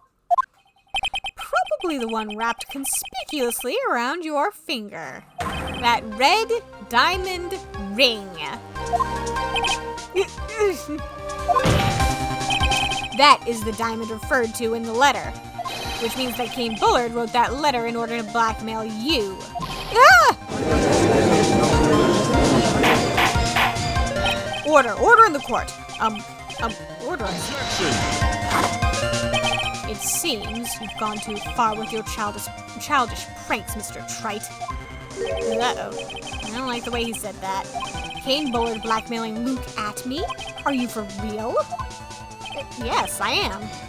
Nick, come on, stand up to him. Then answer me this.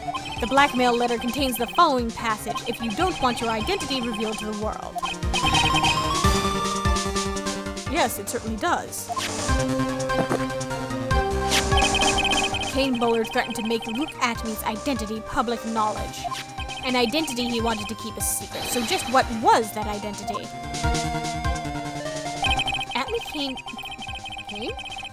Atme killed Kane Bullard because he was afraid of his secret becoming known. What was the identity he wanted to keep secret? This is what it all comes down to, Nick. The identity that Luke Atme wanted to so desperately keep secret was his identity as a blackmailer. Luke Atme was a blackmailer. Objection!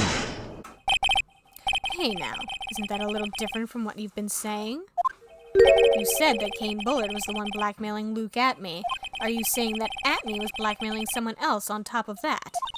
Ugh, you have to admit that does sound a little odd. It's not odd. It's the only thing that makes any sense. Kane Bullard was blackmailing Luke Atme. But Rhonda Light was also being blackmailed by a certain someone.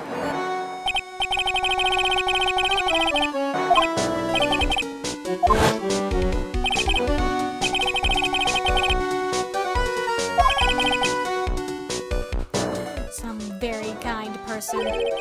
Detailed plans.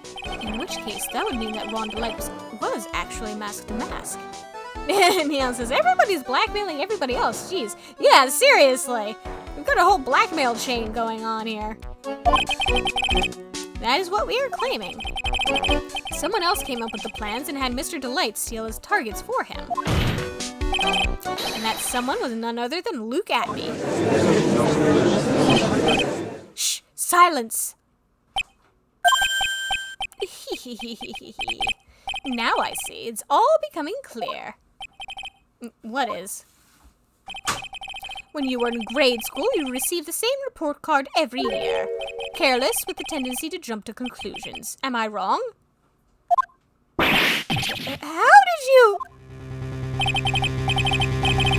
You say that I, Luke Atme, was blackmailing Ron Delight? In which case I would naturally know all about his relation to Mask to Mask. Well, yes. Ron Delight started receiving plans from his second crime onward, correct? Which means I learned of his identity when he committed that first crime. Good point. You certainly couldn't have blackmailed him otherwise. In that case, let's see some hot, bitter evidence. During the first crime, how did Luke Atme know that Ron Delight was Mask to Mask? Child's play. Just gotta scroll.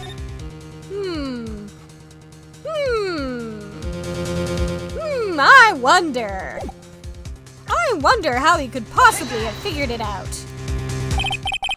I think I see it. See what? When you were in grade school, you received the same report card every year.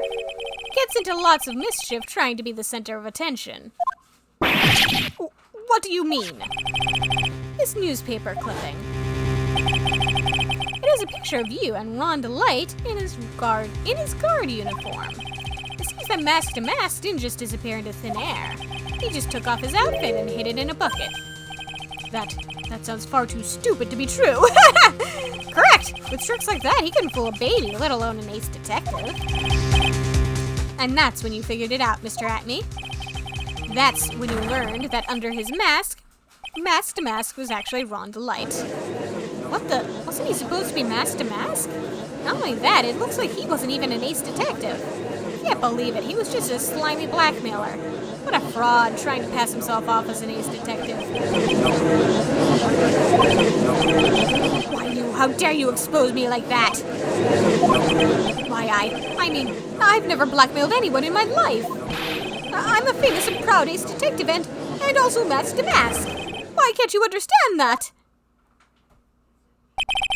I'm afraid you are neither a proud thief nor an ace detective. You're a blackmailer and a murderer. That is your true identity. Why you? How dare you even dare imply that someone...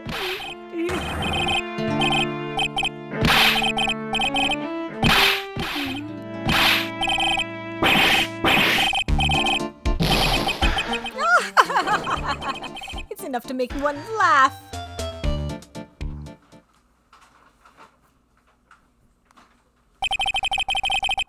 It would seem we've finally arrived at the real answer.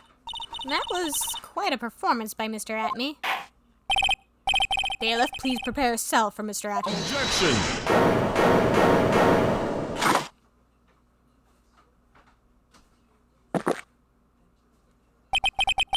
The hammer that strikes too fast has no time to aim. What do you mean? I'm already prepared to deliver my ruling. Leon wonders, is he going to be okay? That's a good question. I think the better question is, was he ever okay? Allow me to say one thing. I will be the one to judge. You're not the judge, you're the prosecution. You're not allowed to judge. You don't get much more in your face than that.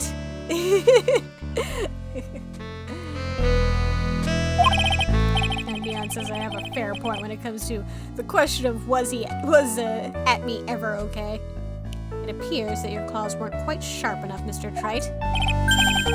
What do you... It's true that you've proven a lot of things. Things like Luke Atme was a filthy blackmailer. And that he wasn't at Lordly Taylor the night of the murder. That's right, that's why he was the one who killed Mr. Bolt. But... there's still one thing you have yet to prove. What's that? Just because he wasn't at the warehouse doesn't mean he was at the murder scene. Therefore, if you can't prove that this pitiful excuse for a man was at KB security, then I don't see how a verdict can be delivered. No way! Order in the court. Well, Mr. Wright? This is it. This is the final round. You've got to prove that Atme was at Mr. Bullard's office on that night. But can you really prove that? That's long enough. Mr. Trite, I want to hear your answer. That night, Luke Atme was at KB Security in the defense.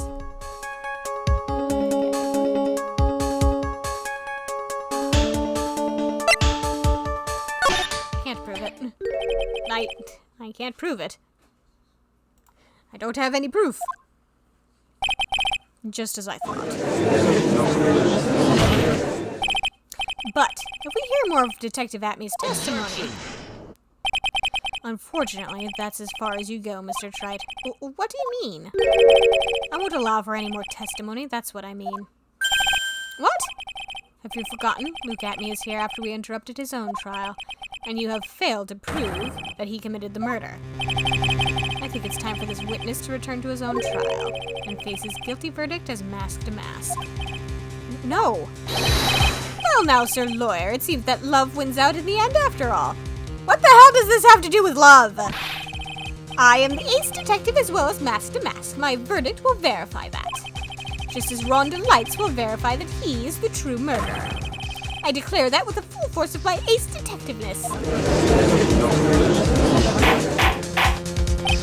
Order in the court. That's enough deliberation over this witness. I can't believe this. At this rate, Ron is... Don't give up now, Nick. We still have tomorrow. We can look for more evidence, and by then it'll be too late. Huh? Why? Double jeopardy. One of the basic rules of any court of law. Double jeopardy? Should a defendant be tried and found innocent in court, that defendant cannot be tried again for the same crime. This is fundamental of all courts, and it applies to this witness as much as it applies to anyone else. Mr. Atmey will be found guilty in a matter of minutes, guilty as mask to mask, which means he will be innocent as far as the murder of Kane Bullard is concerned. No way! The fact that we were unable to prove Mr. Atmey's guilt of that crime here means that he will never again be tried as Kane Bullard's murderer.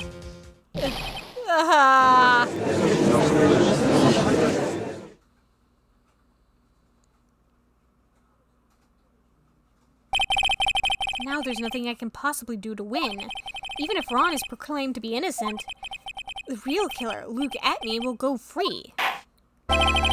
You have cross-examined every statement the witness has made here today, and as long as there's no more testimony, I'm afraid I have to declare that there will be no further questioning of this witness. Are there any objections?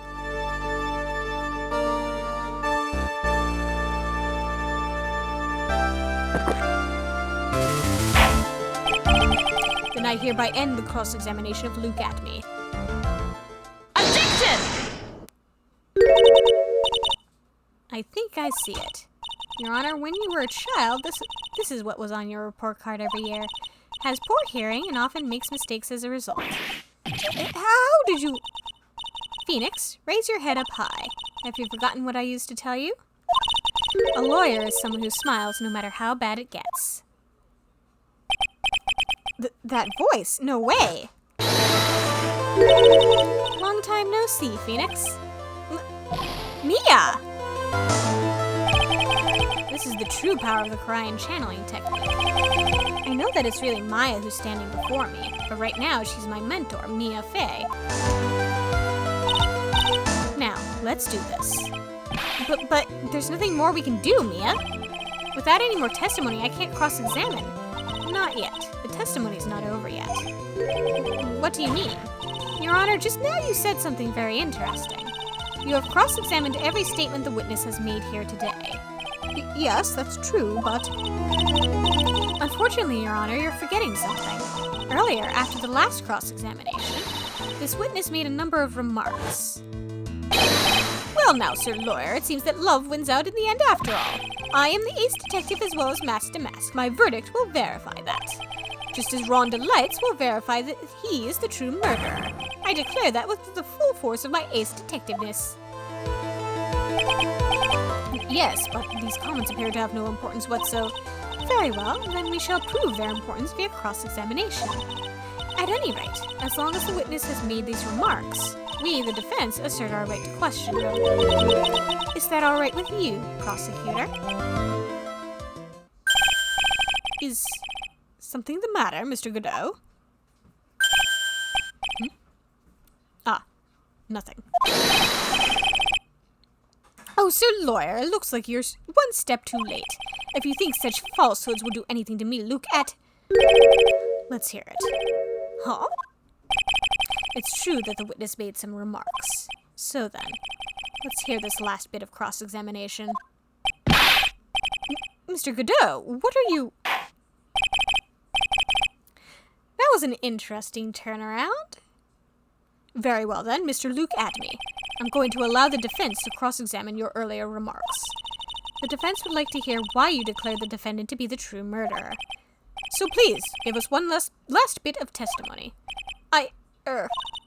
Phoenix, this is it. This is our absolute last chance. Yes, Chief.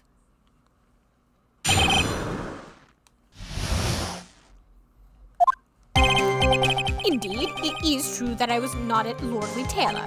I had to leave to see about another vitally important job request. I had known about the date beforehand, so I had this photograph ready. My brilliant deduction was what informed me that the true culprit was Ron Delight. And thanks to the keycard and wallet, it was abundantly clear that he was there. I was also able to make a deduction from the buzzer, which only sounded once. The button did not have any fingerprints on it. Why? The victim would have left prints if he sounded it, which means the killer sounded it. Mr. Delight was wearing his mask-to-mask outfit, which is why he left no prints. And the blackmail letter, the victim likely just mistook the color of the jewel. Zavari. Therefore, all the evidence points to that poor boy. This testimony actually seems to hold up pretty well. I don't think so. The witness's earlier remarks do not appear to have been hastily prepared. All of his points have been explained, and none of them seem to contradict anything. But of course. But how did you know about the emergency buzzer? The police investigation documents went directly through me, and I always look over all the documents. It's elementary, Sir Lawyer. Are you going to make even more trouble for us now, Sir Lawyer? I will not allow any of your usual shenanigans, Mr. Wright. Yes, Your Honor. We cannot postpone Luke Atme's trial any longer. This is your last chance. Hang on a sec, just one chance? Ha, it seems that the party is about to begin. Well, Phoenix, there isn't any evidence that contradicts with that testimony. So it would seem. What do you mean, so it would seem? Listen, Phoenix, pointing out contradictions doesn't always mean you have to present evidence, does it? At any rate, this is our last chance. You can't point out a case-breaking contradiction. You lose. That's all there is to it. No pressure! Cup number 17, the last cup. It seems like the time has come to put an end to this trial. I have to find a fatal contradiction in this testimony, and I need to point it out without presenting evidence. Which means all I can do is find the contradictory remark and press it. Remember, you only get one chance. Very well then, Mr. Wright, please begin your final cross-examination.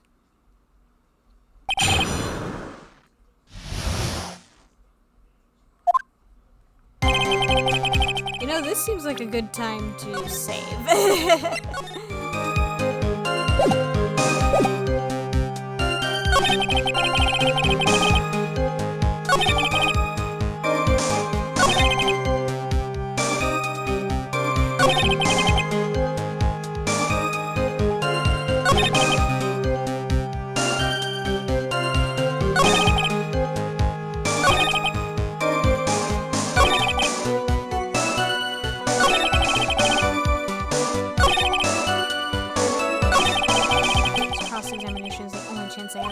Somewhere there's a huge contradiction and I've got to find it.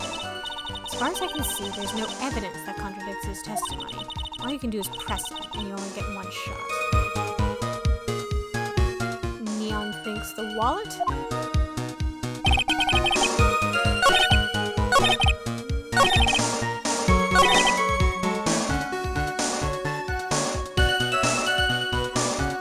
It's worth a shot.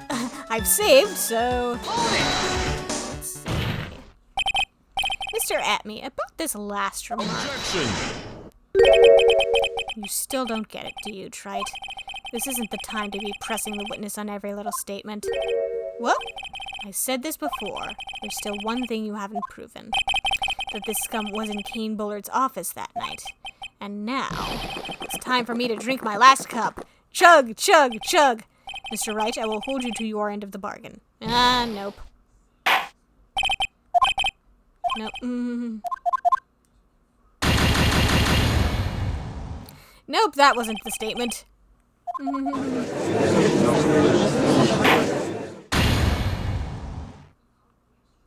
Well, good thing I saved.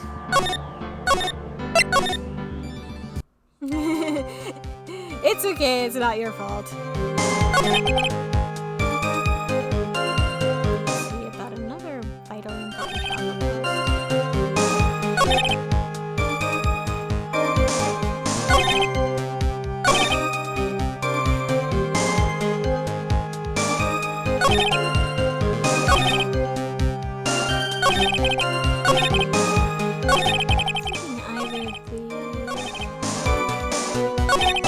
Either I had to leave to see about another important quest, or...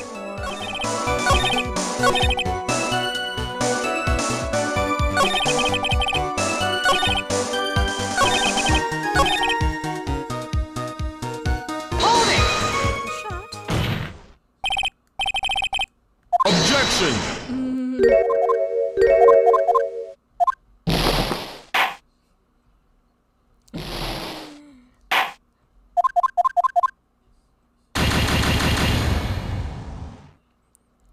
I am so glad that I was able to save right before this. Hold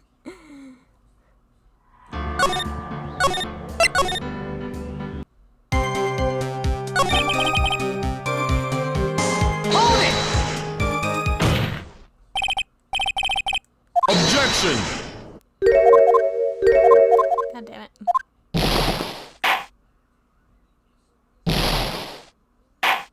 Okay, so it wasn't that either.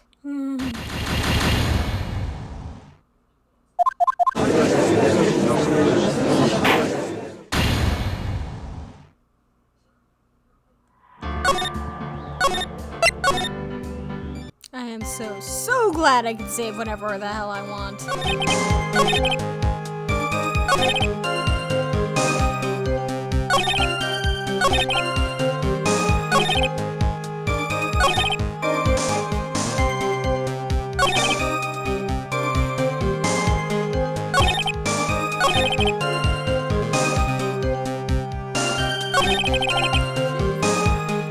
One of these two, maybe? Hold it! Objection! Ha! I'm afraid you're the one who still doesn't get it, Mr. Godot. Ha-ha! What? Mr. Atme, it seems you have finally admitted that you were in the CEO's office on the night of the murder. Right. How can you say that? Let's review your testimony, shall we, Mr. Atme? The button did not have any fingerprints on it. Why? Mr. Delight was wearing his mask-to-mask outfit. Is that correct? Indeed, that's what I said. My deductions are absolutely foolproof. More like your deductions prove that you're a fool. I'm sorry, whatever do you mean? For some reason, I'm starting to get really thirsty. Shouldn't have chugged your coffee. When exactly did we learn the fact that Ron Delight was dressed as mask to mask when he went to the scene of the crime? That was, it was just a few hours ago. Back when my sixth cup was looking at me with a cold stare. Oh, did I forget to mention it before? I'm sorry, I just never had a chance to mention it up until now. Neon says Godot should drink some water. Yeah, seriously. And besides, isn't coffee a diuretic? So, like, you really should be drinking something other than just coffee, my dude. Keep hydrated, for crying out loud. That's right. The defendant had yet to tell anyone else this fact before this morning. Therefore, the only people who should know this are those who have been watching this trial. Gah. Ugh. Do you understand now, Detective Atme? There's no way that you should have known about that.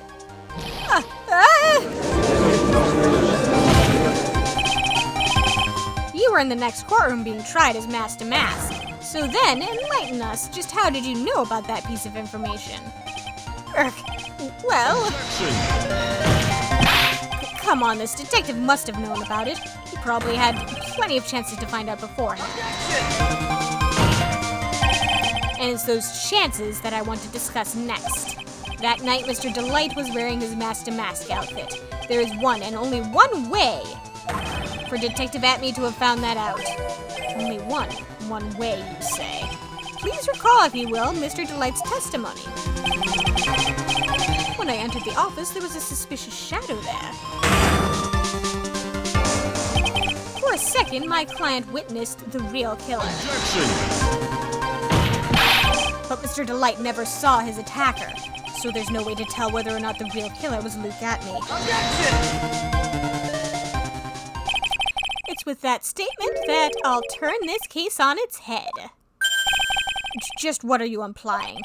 Mr. Delight saw the real killer, correct? Now, if you turn that statement around, it stands to reason that the real killer had also seen Ron Delight. Impossible.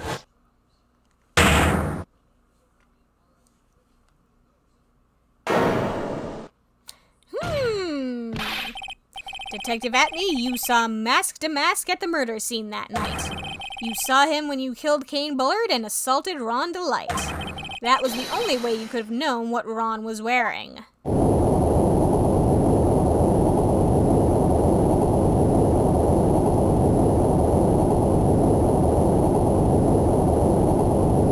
He's powering up.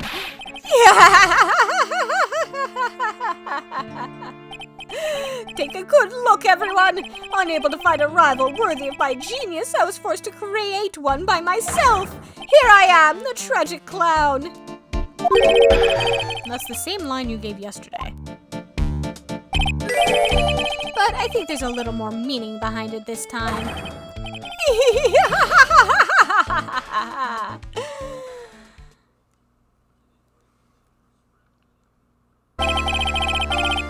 Awfully complicated incident. Kane Bullard was blackmailing Luke Atme, who was in turn blackmailing Ron Delight. And upon killing his blackmailer, Luke Atme tried to frame Ron Delight. He then claimed to be guilty as Mask-to-Mask in order to escape his true crime. And to that end, he came up with this plan, to use the double jeopardy rule when making his alibi. At any rate, it would seem we've finally found the truth. Excuse me. I came perilously close to besmirching the record of an innocent young man. Besmirching him with the title of murderer. Don't ignore me! Oh, I didn't realize you were there. Why wouldn't he be? About the verdict. I know, you never committed any murder. That's right, I'm so glad you understand that, but I really am Mask-to-Mask! Huh? So, thanks to that trial yesterday, I'm innocent now, right? What was it you said? Double jeopardy? Now that you mention it, I've been careless. Careless? What do you think, Mia? As the defendant says, the rule of double jeopardy is absolute. A defendant can never be tried twice for a crime in which he was once found innocent. Then, Mask-to-Mask is really innocent. It would seem so. For now. For now? Now then, this court finds the defendant. Woo! Finally!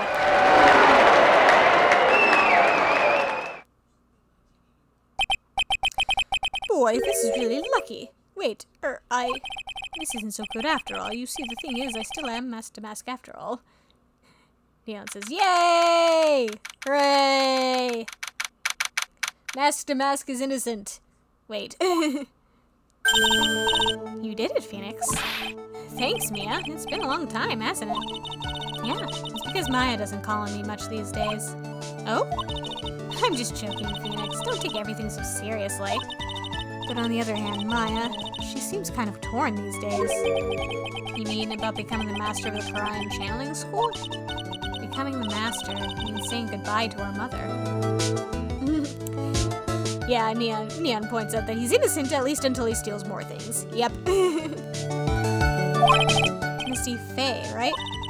Watch over her, will you, Phoenix? Of course. Well then, see you around. Yeah. Ah! Mr. Wright. I don't know what to say. Congratulations, Mr. Delight. Thank you so much. No, wait. Nothing really matters anymore, no, now that all this happened. Come on, just be happy already. Maya, you've been cleared of the murder charges and got off as mask to boot. But in exchange, I lost everything. Huh? What do you mean? Stealing security information from KB Security, becoming mask to mask. I did it all for one reason, for her. You mean your wife, Desiree? She hates criminals more than anything. Come to think of it, she was once held hostage by some robbers, wasn't she? She always said how she hated sneaky criminals. I knew that, but once I got fired from KB Security and lost all the money I had, she wouldn't have any reason to stay with me. I thought she would leave me for sure. So that's why you became mask to mask. Yes, but it's all over now. A broken bowl can never be put back together. That's not true, right, Nick? Right. Really? Can we go back to the way things were? You'll be fine, and Nick can prove it. Neon points out, maybe she's into flashy criminals. Yeah, honestly, flashy criminals seem more her speed. I kind of wish you would check with me first. Mr. Delight, even if a bowl is broken, there's always a way to put it back together.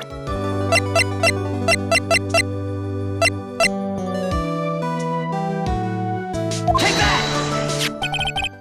The sacred urn. Desi was the one who found this. Desiree, your wife, she's always believed in you, Ron.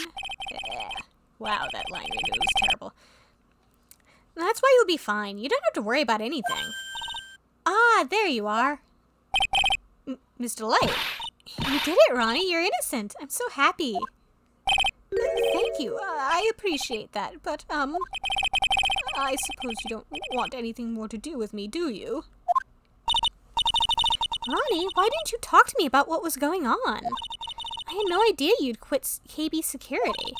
I never imagined that you were really mask to mask either. Mr. Light, what are you going to do now that you know? You're not going to really leave him, are you? Come on, it's obvious, isn't it? How could I ever let a wonderful man like him get away? After all, my bike's really fast. So fast that there's no way he could ever get away. But didn't you say that you hated criminals? Oh, I only hate people who act all cowardly and sneaky. Like that detective. I see. My Ronnie went and declared his crimes before he committed them, like a man. I just love a man who's so chivalrous. Chivalrous? I knew I was right about you. Every day I spend with you is filled with thrills and excitement. Desi! Desiree, you really do love Ron, don't you? Nicky boy. Yes? I'm really glad I asked you to defend my Ronnie. Thank you so much. I'll never forget what you've done for us. Oh, well, take care of yourself. You too, Nicky boy. Gulp, I can feel my face going red. Mr. Nick, Mystic Maya, congratulations! Talk about bad timing. Mr. Nick, how could you? With another man's wife in front of Mystic Maya. No, you've got it all wrong. I'll never forgive you, never, ever.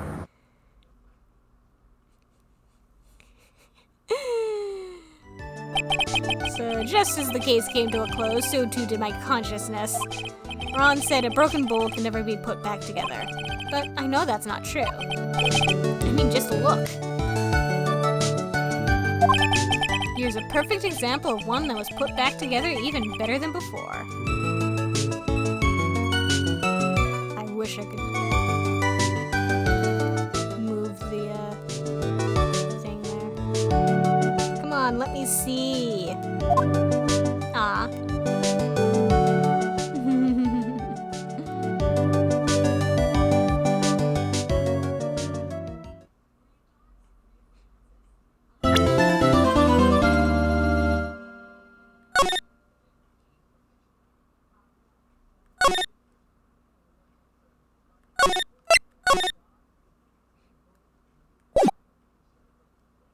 Neon says, it's perfect. Yes, it is.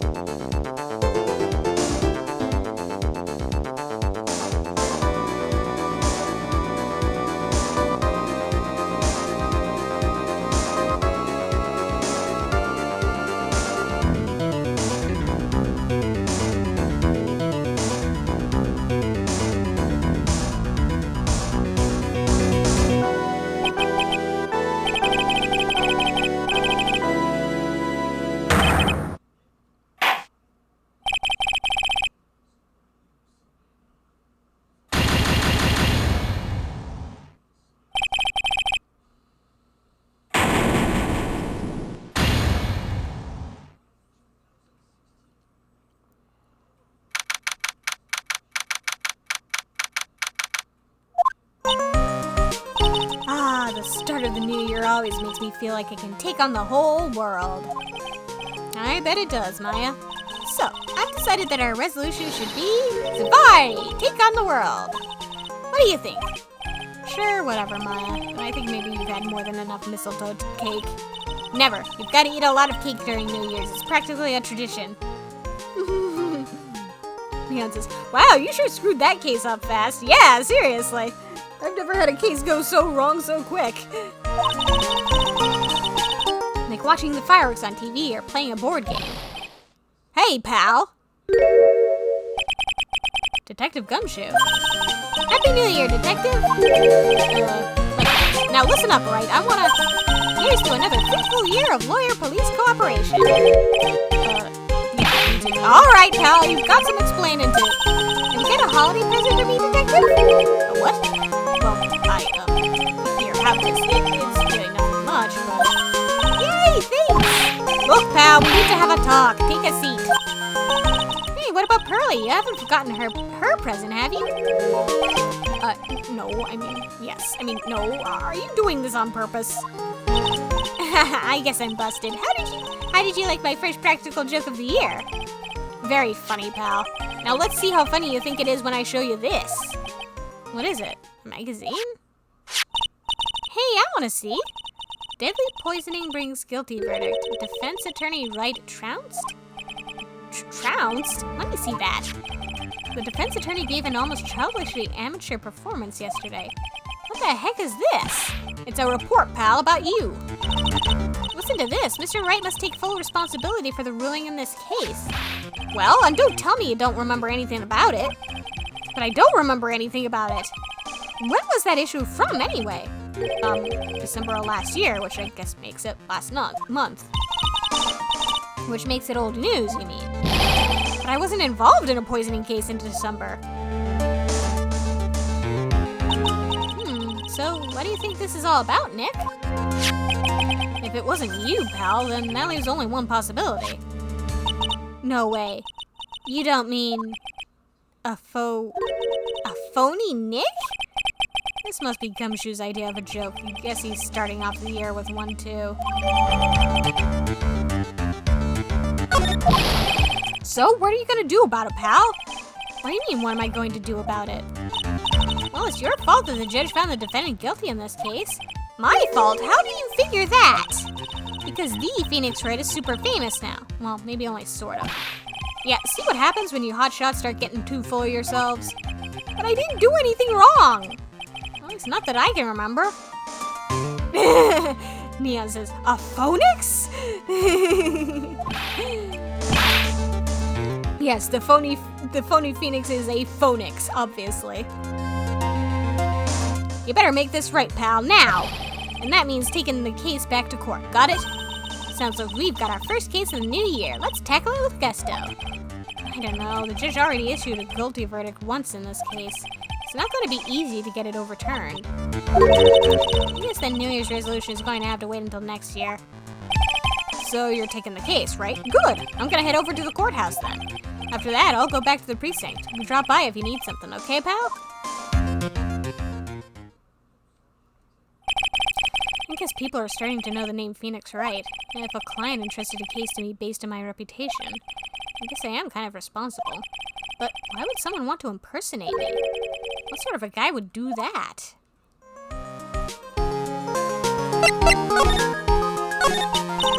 So what's our first move? I guess we go down to the detention center and talk. Wait a sec, Nick. This person's behind bars because of you. Whoever it is isn't going to be jumping at the chance to meet you, right? Hey, let's get one thing straight. It wasn't me, it was a fake me that did this. I wonder if he looks exactly like you. You're phony. Sin Ehop. Eop, I mean. I like phonics better. I hope not. Shudder. What kind of name for an evil double is Zin Ehop? Eop, anyway. Ah, Nick, I've got it. If you're going to ask whether I've got a twin brother, the answer is no. Spoil sport. Did you notice Gumshoe was acting weirder than usual, or was it just me? What do you mean? I mean, he was really worked up. Like a guy who just found out he's going to be a dad or something. Yeah, I guess he was acting kind of strange. Maybe you realized he's got strong feelings for you, Nick. Considering how we interact, I seriously doubt that, Maya. Aw, come on, don't crush our dreams. Well, if he wasn't nervous because of you, then maybe it's because of our new guilty client.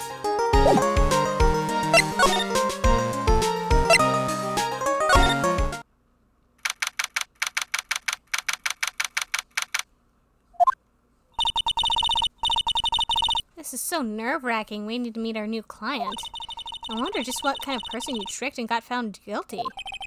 Keep it down, Maya. That kind of talk could ruin me. Ah! How could you, Mr. Wright? How could you do this to me? They put me in solitary. I haven't been able to stop crying. Aren't you? Yes, I am. I am totally and utterly let down. Are you? Don't pretend you don't know me. It's me, Maggie, remember? Maggie Byrde. Maggie Byrde. Ah! Maggie Byrde. She's the policewoman I defended that one time. She was accused of murdering her lover. He was a cop, too. What are you doing in here? Didn't I get you a quit?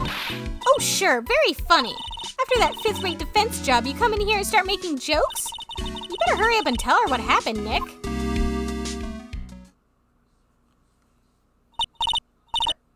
Oh, I see. So that's where we stand right now. I'm sorry you've been caught up in another murder. My whole life has been nothing but a whirlwind of bad luck and failures. I vaguely remember her saying the exact same thing last time. But I don't mind. What's one more disaster in my life? At least now the real Mr. Wright is here with me. I won't let the world keep me down, sir.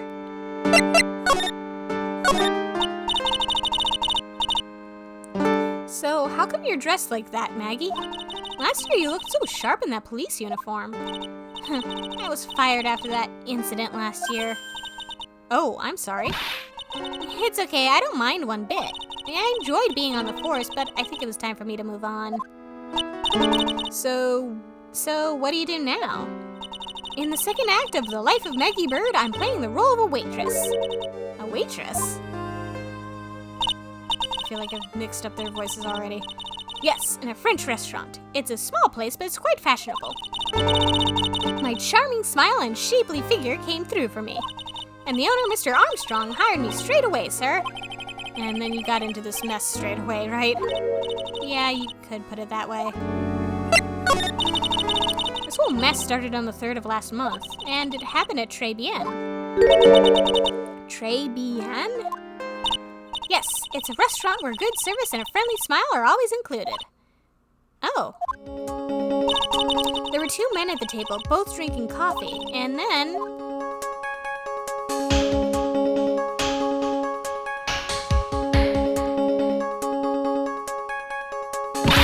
one of the men slipped some poison into the victim's cup. The victim took just 1 sip and was gasping for air. I was so shocked, I passed out. Hey, hold on there, Maggie. What? You keep calling the guy the victim. Didn't you know the guy who was killed? Not at all. I'd never seen the guy before. Oh. So she wouldn't have had a motive to kill him then, I guess. And the other man, the killer? You saw him, right? Of course, a good waitress must be attentive to the clientele. So you saw the killer, but you were found guilty of the crime anyway. How come? You tell me, Mr. Wright. Heck! Guess the answer to my question is my phony. Anyway, she saw the killer. Better see if I can get a description of the guy. So, if you saw the murder, why were you still convicted? Because no one else saw. Saw what? The other man, the one who put the poison in the victim's coffee. Everyone testified that way. Mr. Armstrong, customer, everyone. The victim was sitting alone at his table the whole time. But how's that possible? I don't know, but nobody, not one person would believe me, sir. Even Phoenix Wright, my one last hope for a fair trial, failed me. What a pathetic defense. My granny could have done a better job. Look, that wasn't me, okay? And then, they found something a bit incriminating in my apron pocket. What? A small bottle of poison. What? But poison? It was in your pocket? Well, I passed out when the victim collapsed. The killer must have slipped the poison into my pocket when I was unconscious. And no one else saw this other guy. No, sir, that's what everyone said, but I don't see how they could have missed him. I was the one who took the coffee to the two men. Oh? And what was your impression of them? Well, when I first saw them, I kind of thought they might be in the music industry. In music? How come? Well, one of them had some sort of earpiece and an emo musician's look about him. And there was a sample CD on the table, sir. An earpiece and a sample CD, huh? Did you get a good look at the CD at all? It had a band's name written on it. I think it was MC something. They must have been preparing for their debut, I guess. So it was a band CD. Maybe a promo disc? Maybe it was MC Screwdriver. Get serious, Maya. Would you buy the CD of a group named that? What was the name of the group again? MC Haxa? No, MC... And what about the killer? What did he look like? Well, I don't really remember. Only that he was a young man, well built like the victim, really.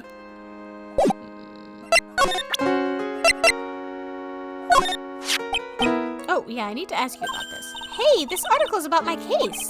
Can you tell me anything about the guy who was pretending to be me? Yes, sir. It was the morning after I'd been arrested. I met you in the visitor's room, Harry. You were wearing one of your super sharp suits. Me? Yes, you, Mr. Wright. Ugh. Hey, Maggie, was my evil double I am here, too? No, I don't remember phoning you, Maya. Oh, it would have been so cool. Then you got really worked up and passionate. I'm gonna get you cleared of this crime, you said. Okay, I get the picture, but you've met me in person before, so how come you didn't realize that guy wasn't the real me? I guess looking back now, it was a little strange.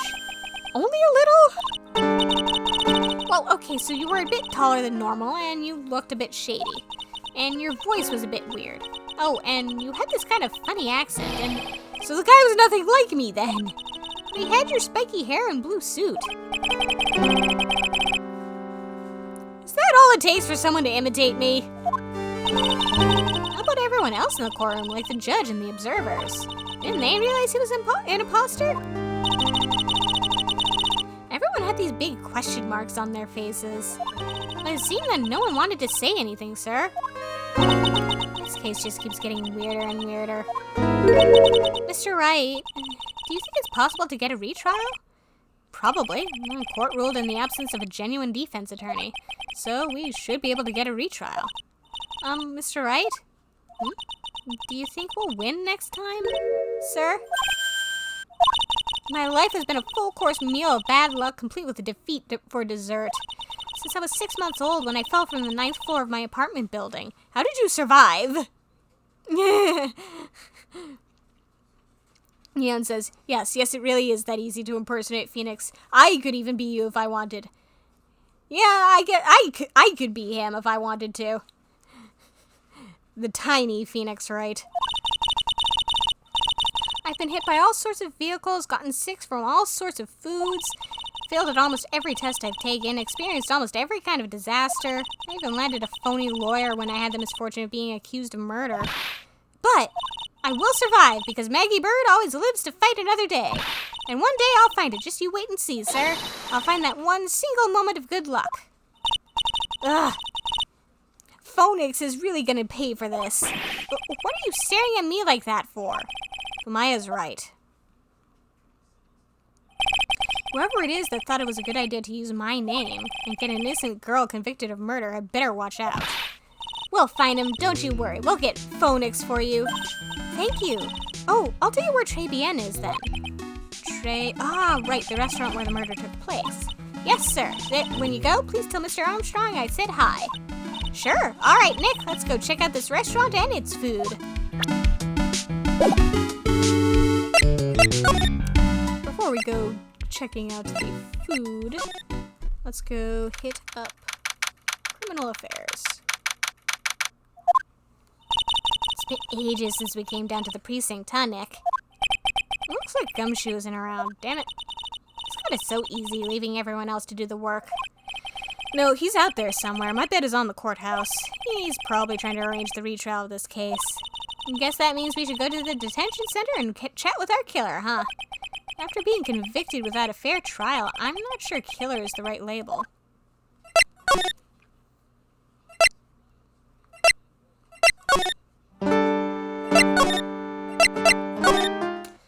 Let's go to Tribulations.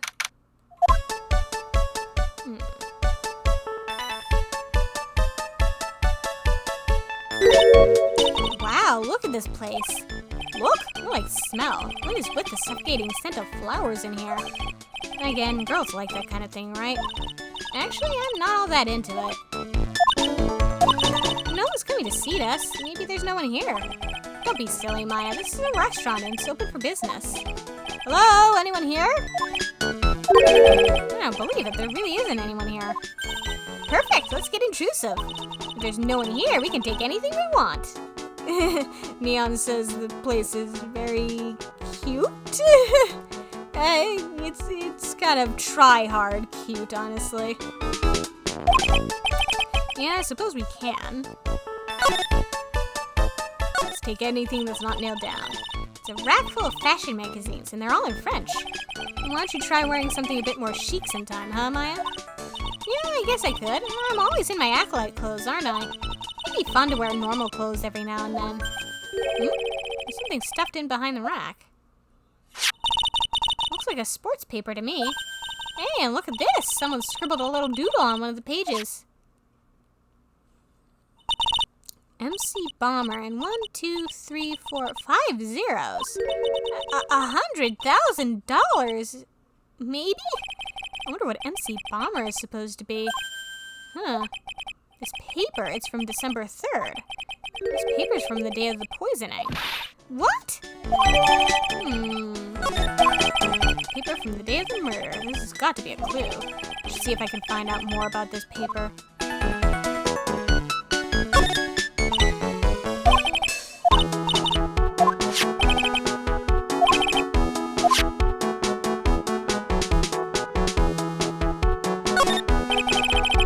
Restaurant's front entrance.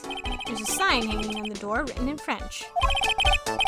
It probably says open or closed. Can confirm, at least the side that's facing us is definitely closed. Though I think the accent is the wrong way. It must be one or the other, but I don't know which since I don't know Jacques about French.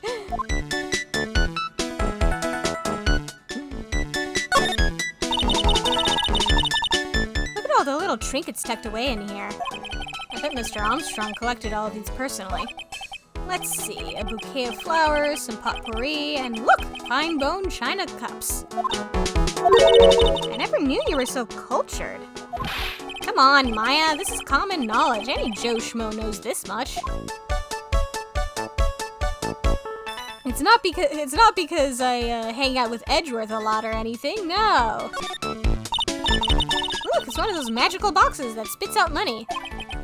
You know, you're the only person who would ever describe a cash register in that way.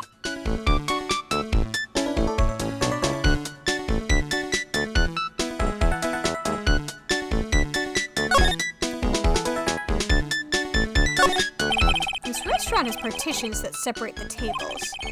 When you're seated at a table, you can only see the tables to your right or left. This must be the table where the murder occurred. I guess so, with all this police tape all around it. And the stain must be from the poisoned coffee. Don't go licking the tablecloth, okay, Maya? Why would I lick it? I'm not a cat, you know. And why could I picture you doing just that? Because she has no common sense. This table's set nicely. It just needs a customer. What do you think this flower is, Nick? Let's see. Well, it doesn't look like a tulip, and it's not a sunflower, I don't think. Duh, even I could have told you that. Well, those are the only kinds of flowers I know. Dagnabbit, I'm a lawyer, not a botanist. I don't know, they could be poppies or something. They look a little bit poppy-ish.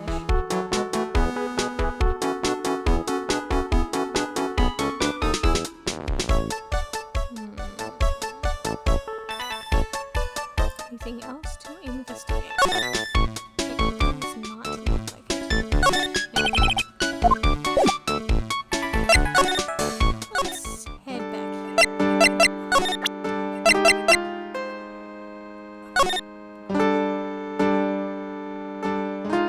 here. Oh, I just realized that there's a doodle of Mask to Mask. That's adorable.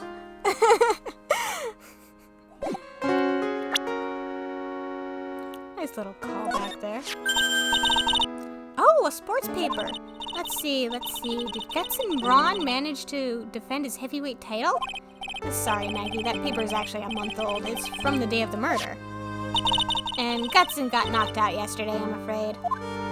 Oh, no. I found this paper in the magazine rack at Tribulations. Neon says, "Aw." Really? That's strange. Tribune doesn't get newspapers. Mr. Armstrong says he's not really fond of them. Then maybe one of the customers left it behind? Anyway, what I want you to take a look at is this scribble here. Not the one of Mask to Mask. That one's really adorable though, but... Aha! That's it, sir! Nick MC Bomber! That was the name that was written on the CD. Just as I thought. I guess it was an MC Screwdriver after all, huh? So that $100,000 must be down payment for a record deal, right? If someone gave me $100,000, I'd sing for sure. The Master of Crying, or the Spirit Song, or even Maya's theme. Okay, Maya.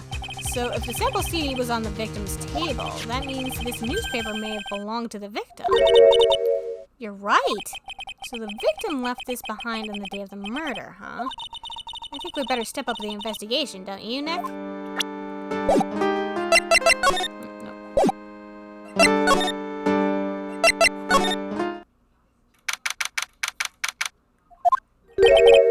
Oh la la, bonjour! Welcome to La Tribulations. Oh, hello. What happened to Maya? She's frozen stiff. Bienvenue! Welcome to my petit... I'm going to be trying to approximate actual French here. Welcome to my petit restaurant. Is that right? It has been years since I've studied French, so I apologize for any mistakes I make, and there will probably be many. Huh? B Avenue? Oh no, my petit chouli. Huh, me? Look at his face.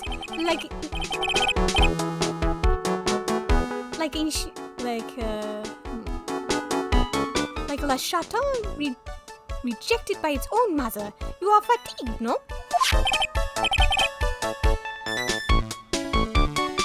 It is chaton, isn't it? It's Le chaton, isn't it? Oh well. Alors, you need this. An aromatic bath oil mélange of la neroli and la rose. My personal recommendation. Neon says, I don't know French, so I'll be impressed by anything. Good to know. You think I need what?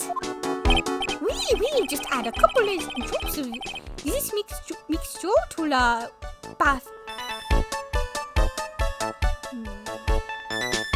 To the bath water and voila! It will soothe your body and your mind.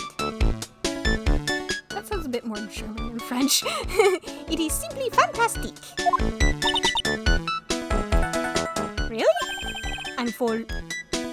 That is definitely the wrong article. And for le monsieur? Who, me? Look at that face. Like a... Damn it, I don't know what puppy is. What the hell is puppy in French? Like a puppy rejected by life itself. You are fatigued, no? For you, monsieur, I recommend this. Oil of bergamot. And maybe a hint of wee-wee. I will add le peppermint. Le clarissage for a fragrance exceptionnel.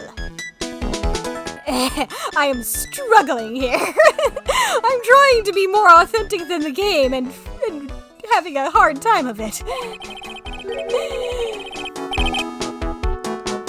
Why did I do that? Why did I just give myself why did I just put myself on hard mode? Such an invigorating recipe.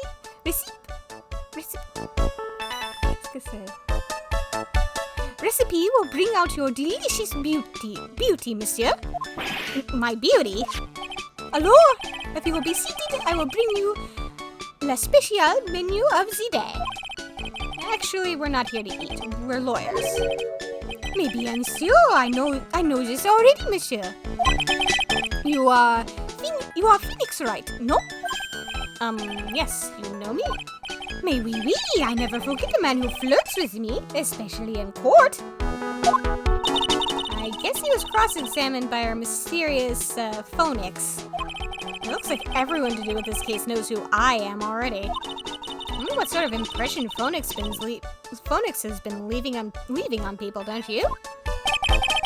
Allow me to introduce myself to you again. I am Jean Armstrong. Enchanté.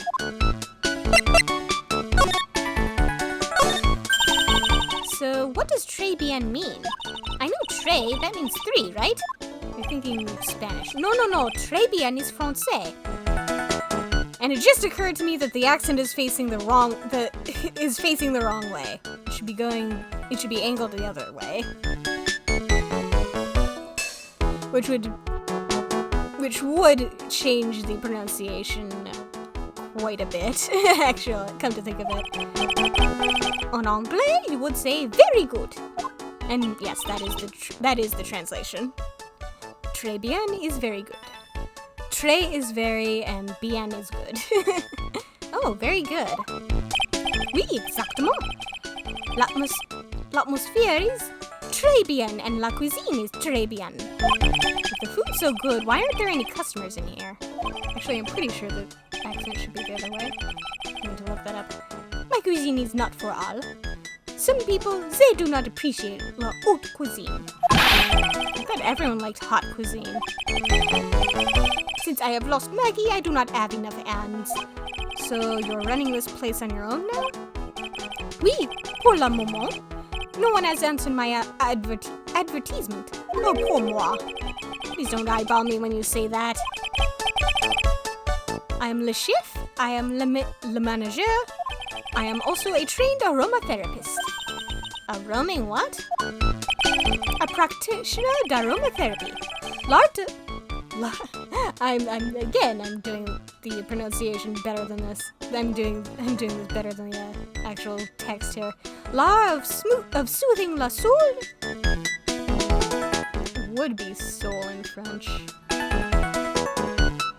Soothing the soul with the delicate floral aromas.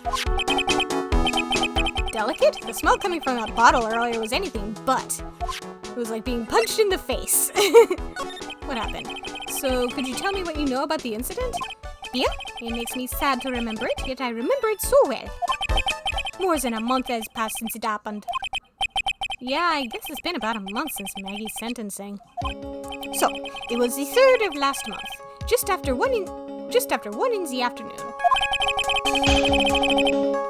A man who was in there for a coffee suddenly became ill. Because of the poison in his coffee. That is la vérité as I know it. It was Maggie who took his drink to him. I was in Lucky... Should it be Lucky Chan or... I was in Lucky Chan. I heard the sound of someone collapsing. When I came out to see what it was already slumped in his chair. He was dead? Mon Dieu, oui, he was dead. Maggie had passed out also. And this man who died, was he alone? Oui, monsieur. All alone. I know that Maggie said there was someone else, but... I see. La police. They asked me many times. Are you sure there was no one else at the table, they asked. But I am not the only one,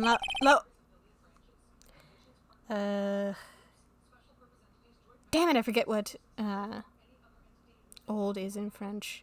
L'homme ancien, I think? L'homme ancien said the same thing. Old man? What old man? So who is this l'homme ancien that you mentioned?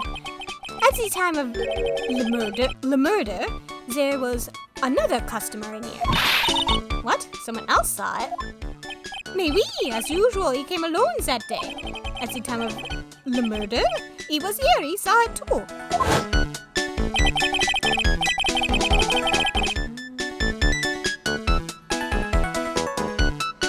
I'm trying to think of what murder would be in French, and the best I can come up with is some variation of to kill.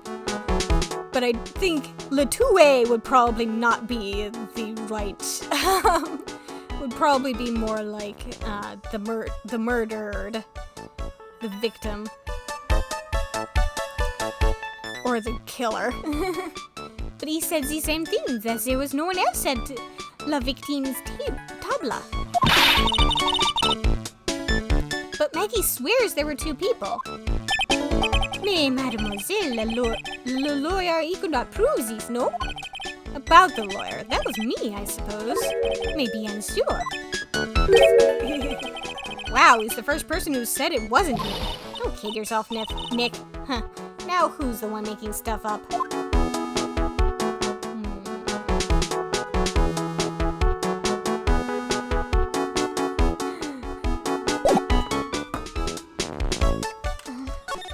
No. Do not want to do that. What did you do that? You got anything to say? We found a sports paper in the magazine rack here.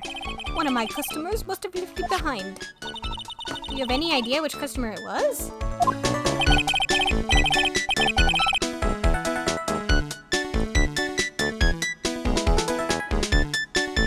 The only ideas I have, mademoiselles, I save for my kitchen.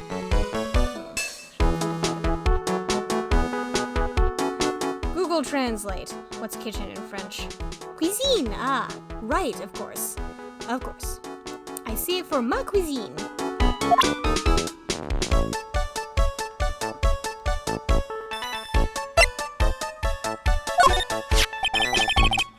I am not a lawyer myself. I do not wish to speak out of turn. Lawyer. Avocat, okay. I thought it might be that. not un avocat myself. I am not un avocat moi-même. I do not wish to speak out of turn.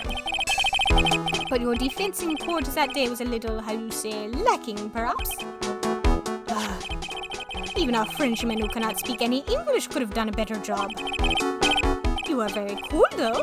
Oh, oui, so handsome. Wow, I wonder just how bad the defense could have been.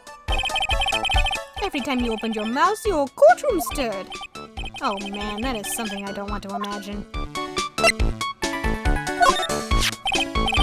Please, monsieur, there is no need to show me that. You are Monsieur Phoenix Wright, the worst defense attorney in town. I think I can imagine how he formed this completely wrong impression of me. The last time we met, did I show you this badge?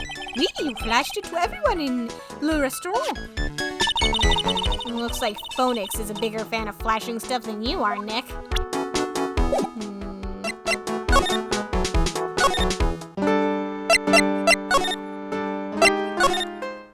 Let's see if... Nope, he's not in yet.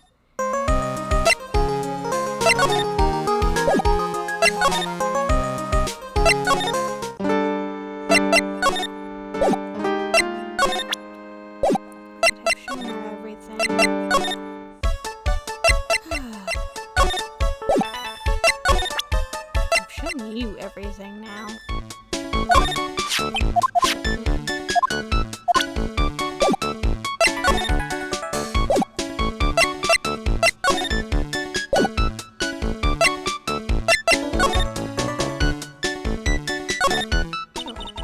It's a rack full of fashion magazines, and they're all in French. Looks like Mr. Armstrong doesn't get any newspapers. Well, it wouldn't exactly suit the feel of the place, would it? Why don't you try wearing something a bit more chic like in these mags, Maya? Yeah, I'd look stunning in some of those Parisian frocks, huh? Found that sports paper behind this magazine rack earlier. I'd better try to find out everything I can about it.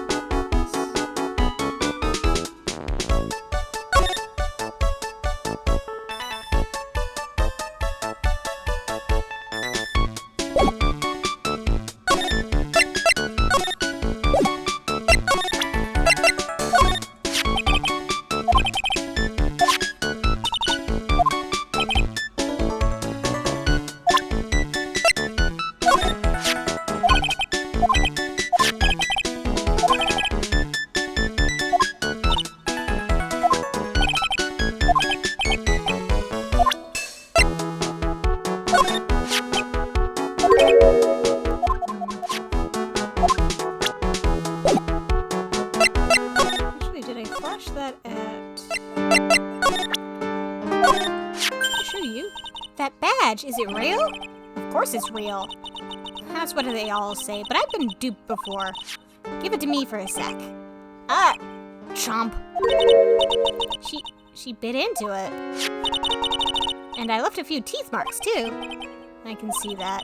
I just wish I could remember if that means it's real or fake. I said it was real. And besides, that's with solid gold. Gold happens to be incredibly malleable. So if you have if you're given a gold coin and you try to, bite into it and try and fold it, the higher the gold content, the more likely it is to actually bend. That's where that whole thing comes from. If it's not actual gold, then it's not going to bend.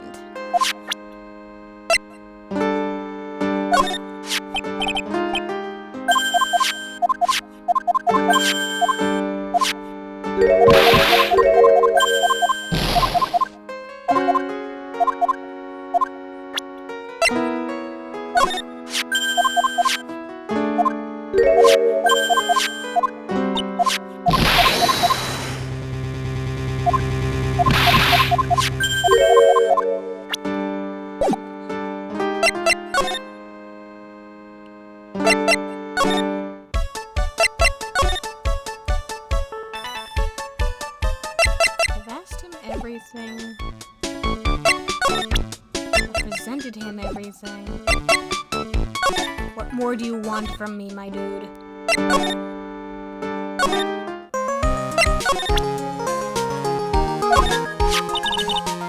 still got that badge, I see. Huh? Well, I'm a lawyer, aren't I?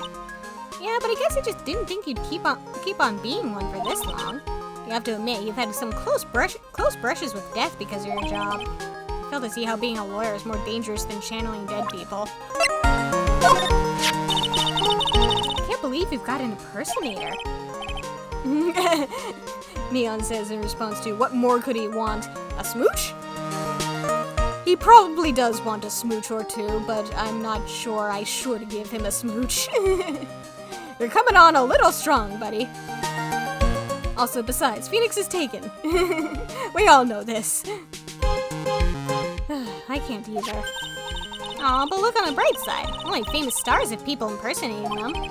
This isn't funny, Maya. It's not just an impersonation. This guy stole my identity. And someone may have been wrongly convicted as a result. I guess you should have gone into showbiz, huh, Nick? I'll never understand how your mind works, Maya. And Neon agrees with me with that Phoenix is taken. MC Bomber. And don't forget the 100,000 too. There's something about that name, MC Bomber. Yeah, it's a pretty unusual name. Everyone's worried about bombs these days, I guess. I'm not sure that has any bearing on anything related to this case. Anyway, we should really look into this some more. Yes, but who should we talk to? Who?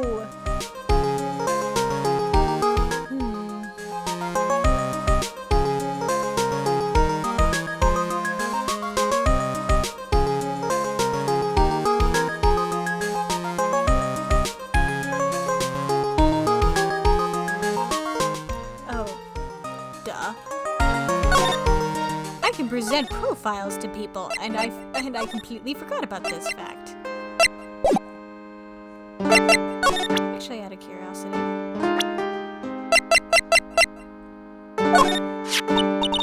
Oh, so you met the owner, Mr. Armstrong. He's, oh, how can I put this? Pretty unique, huh?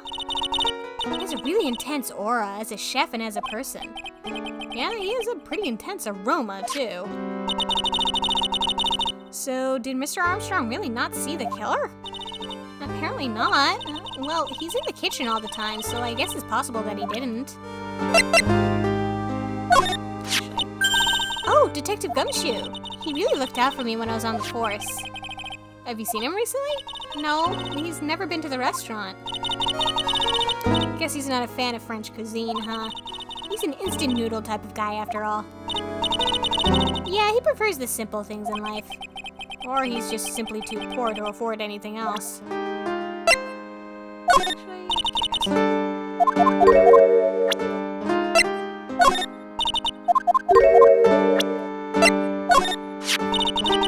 Thanks for your help last year. Aw, it was nothing. I'm glad we got you off the hook. I hope you can help me out this year, too. Yeah, me too. It'd be sweet if we could get that verdict overturned. But no matter what happens, I never let things get me down. You're always so positive, aren't you, Maggie? Macho Maggie Byrde, they say. The early bird catches the worm. A bird in the hand. Wow, all those phrases are named after you? And I never turn my back on anything. You're always so strong, aren't you, Maggie? Macho Maggie Byrde, they say. I'm a tough old bird. Tough old bird, Nick. Hee hee, do you get it? Yeah, I get it.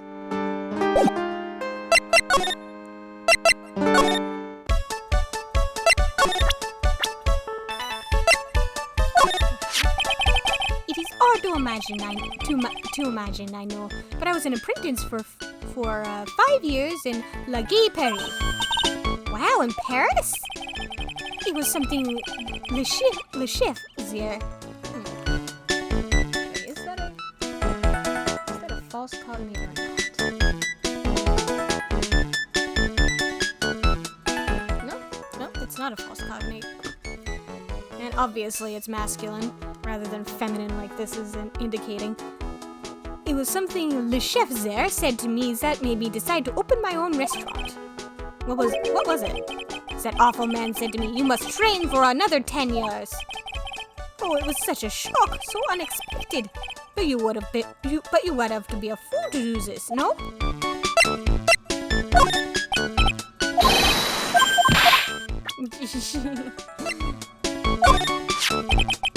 Maggie was a policewoman once, n'est-ce pas? Yeah, but she had to quit for reasons beyond her control. Oui, she was le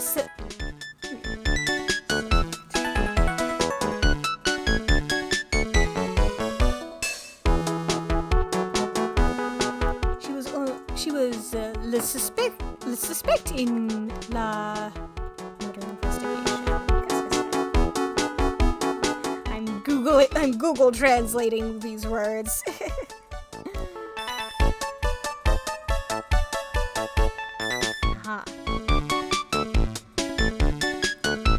Aha, for once it's actually feminine. She was un suspect in an enquête de meurtre, no? I have never been very good at the R's. Oh, you know about that? That is why I gave to her la parfum for happiness. Happiness perfume? Oui, blended from bergamot like I have given to you before. But she's been arrested again and found guilty this time. What is happiness again?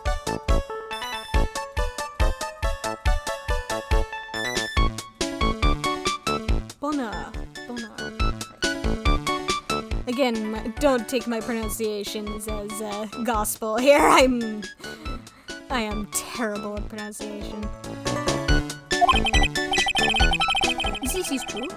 Her natural aroma of malheur must have been very strong. Just admit it, your perfume doesn't work. I am not surprised she was le prime suspect. After something like that took place before my very eyes. Something like what?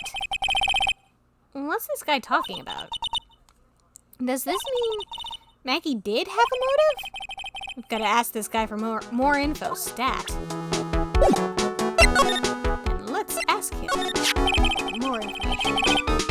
When Maggie took the coffee over to the victim, did anything happen? I suppose you could say so. So what happened? Nina says, "Pa, you are my French teacher now. I'm hanging off your every word." Don't trust anything I say. I am a horrible French teacher. I know just enough to get myself in trouble. No, it was nothing. Look, Maggie says she didn't even know the guy, but she's still been indicted for murder. The prosecution must have come up with some kind of motive. It is true. If there was anything at all between Maggie and the victim, it could be relevant. So please, tell us anything you know.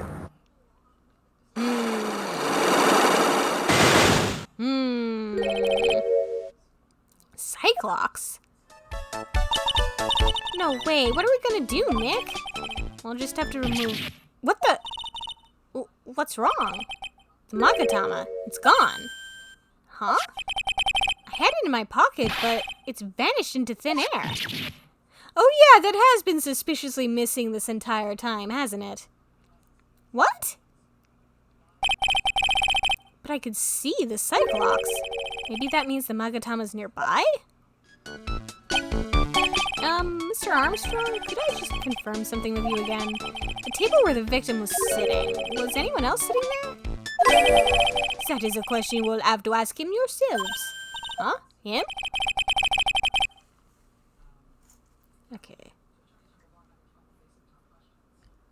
Old man. No.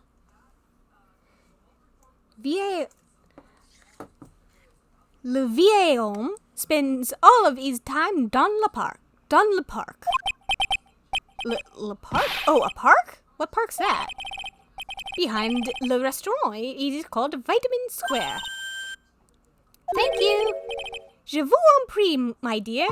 Mon chéri. Let's go check out this Vitamin Square right now, Nick.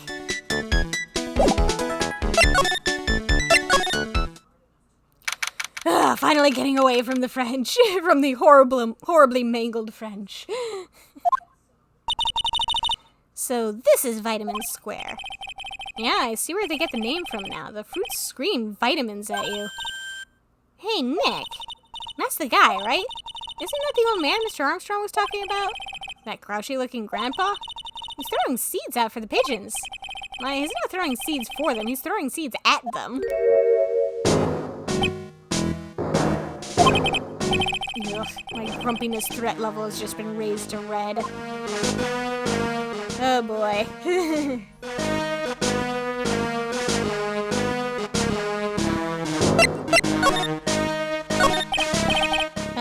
Excuse me. Would you mind if I had a word with you? Yes! I just want to ask you a couple of questions. What's the matter with you? Can't you see I'm busy? So you don't like my seeds, eh, pigeons? He's really chucking those seeds at them. That's gotta hurt. Go on, eat this! Ugh. Can I ask you about Ms Byrde? I don't know any Ms Byrde. Yes, you do, Maggie, the waitress at Tribulations. Gah, it's a disgrace, I tell you, an utter disgrace. A disgrace? An innocent young girl revealing herself like that. Revealing? You mean her uniform? The youth of today, they don't have any shame. No shame, I tell you. Not 1 ounce. Whatever happened to the old Bushido values of Japan, like honor and modesty? What about me? I'm not wearing anything revealing. You? Your problem is you lack any sense of grace. Talk about hitting a girl where it hurts. Do you go to Tribulations a lot? Huh, that miserable excuse for a restaurant? That garbage they serve in there is not food. Where's the sushi, the tempura, the rice? Tribulations is a French restaurant, sir. Where do you think we are, boy? In Paris? I want real food, not those snooty snacks. And what about those shameless girls? You mean the waitresses? You can see all the way up to their... Yes, the waitresses. They're practically naked. It's a disgrace, isn't it? Well, isn't it? Listen, it's not my restaurant. God, it's a miserable excuse for a restaurant, that place. Miserable! He certainly knows the place. He must be a regular. But if he hates it so much, why does he keep going? Are you a regular at that restaurant, sir? It's just, if you dislike it so much, why would you keep going there? Sir? There you are, you filthy pigeons! You want food? Aha! Take that! He must be hiding something, right? If he is, I should be able to see a cyclops or two. Oh, wait. I don't exactly have the Magatama right now, huh? Remember, Nick, that Magatama is only on loan. You better find it or else. If Pearls ever gets wind of this, I'm going to be in a world of pain.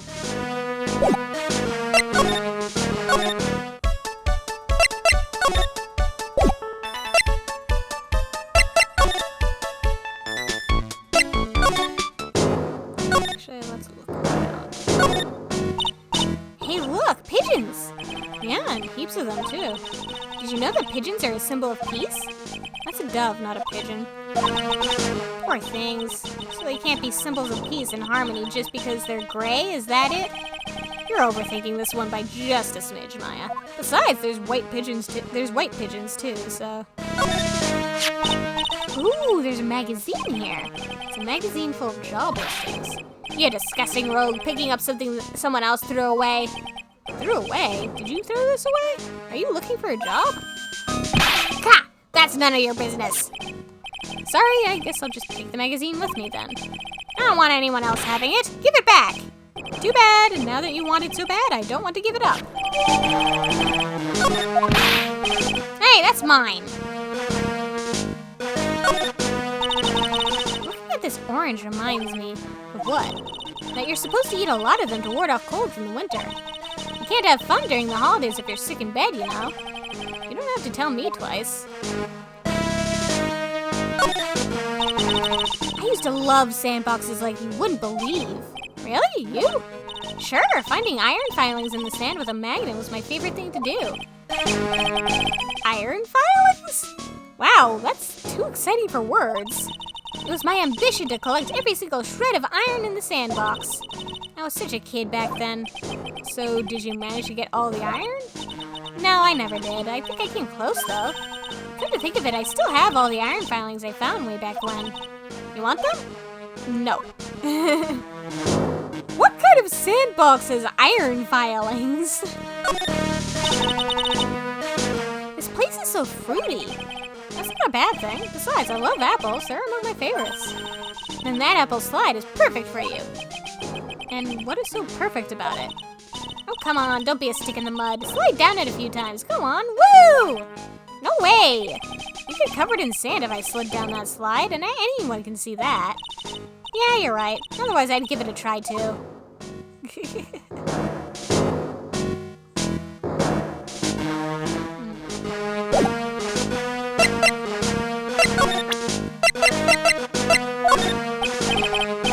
Excuse me, sir. Can I just ask you about this? Sir? Here you go, boy. How does some pigeon feed sound to you?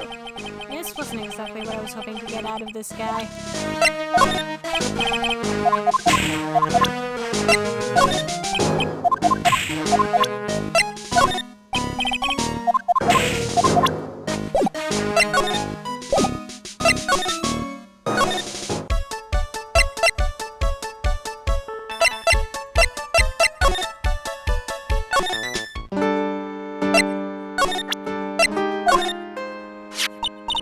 Maggie? Oh, are you looking for some part-time work, Maya? Why don't you take a job at the restaurant? I bet Mr. Armstrong would hire you. Really? Me? It's pretty cool being a waitress, you know? And in the kitchen, you'll get to see all of the chef's greatest secrets. What secrets? You can't make it obvious, but just spy on him for a bit. You'll see. It's interesting. Wow, I can't wait to get my apron on now.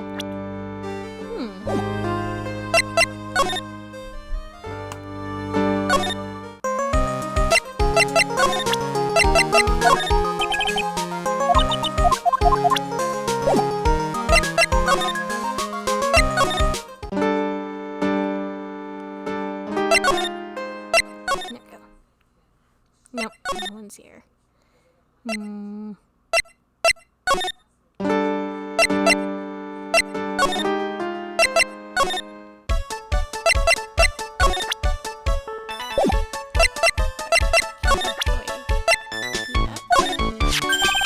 Mademoiselle! Yes? Are you looking for...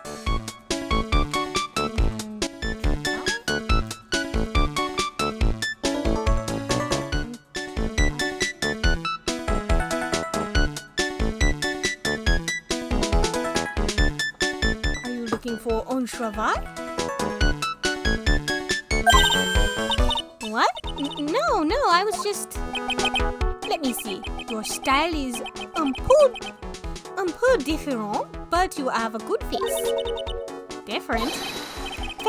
Félicitations, you have passed. I will hire you. Bien, come with me. I will teach you everything I know. Nick, help! I don't know whether to laugh or feel bad for Maya. Maybe I should do both? Come on, Nick. Don't be mean.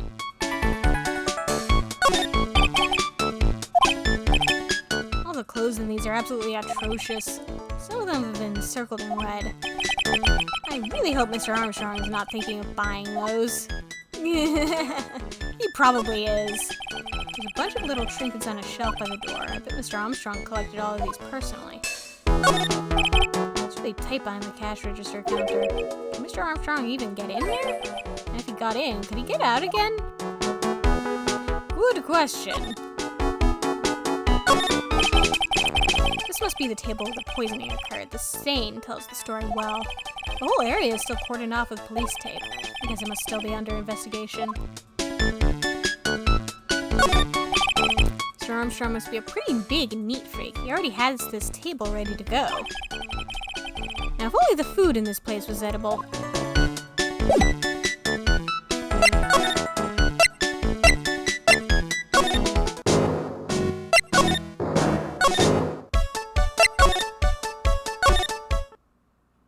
Ooh, hello? Looks like they have Maggie in questioning. I guess I've asked her pretty much everything. I'll come back if there's anything else I need to ask her later. Turnabout. Here we go. Well, pal, have you found the evidence yet? The one that's gonna find her innocent? No, not yet. We've only just started our investigation. But whatever you need to know, I'll give you the dirt on it. I'm putting off all my other cases for now, pal. Gumshoe's really fired up about this. Oh yeah, one more thing. The retrial's been approved. Court's sitting at 10 a.m. tomorrow. And Godot's gonna be the prosecutor. Oh, him. Now listen up, pal. If Maggie's found guilty again... Yes? I'll make sure you get locked up good for it. Got it? Thanks, Gumshoe. So the guilty party was Ms Byrde, huh? Oops. Yeah, back when she was on the police force. You were her mentor when she was a rookie, right? Yeah, I kept a close eye on her. I mean, not too close, you know? Hey, what's with the funny looks, pal? I was just her, it wasn't anything like... Look, sure, I was her boss when she was doing her training, but that was it. Nothing happened. Gumshoe sure is sweating up a storm over nothing. So that's it. Our big old Gumshoe has a little crush on Maggie. I don't like her. I don't like her or anything. Suddenly turned into a tsundere there. I was... Note to self. Gossip with Maya about this later. Look, pal, don't tell anyone, okay? You've got to keep it a secret. Got it? Sure. And would you mind not guessing what I'm thinking all the time? Hey, tell your face, pal, not me. You'd have to be blind not to see what's on your mind. So, Phoenix has a terrible poker face, I take it. So, I was wondering, could you fill me in on the victim? Glenn Eld, he was a computer programmer. I see, a programmer.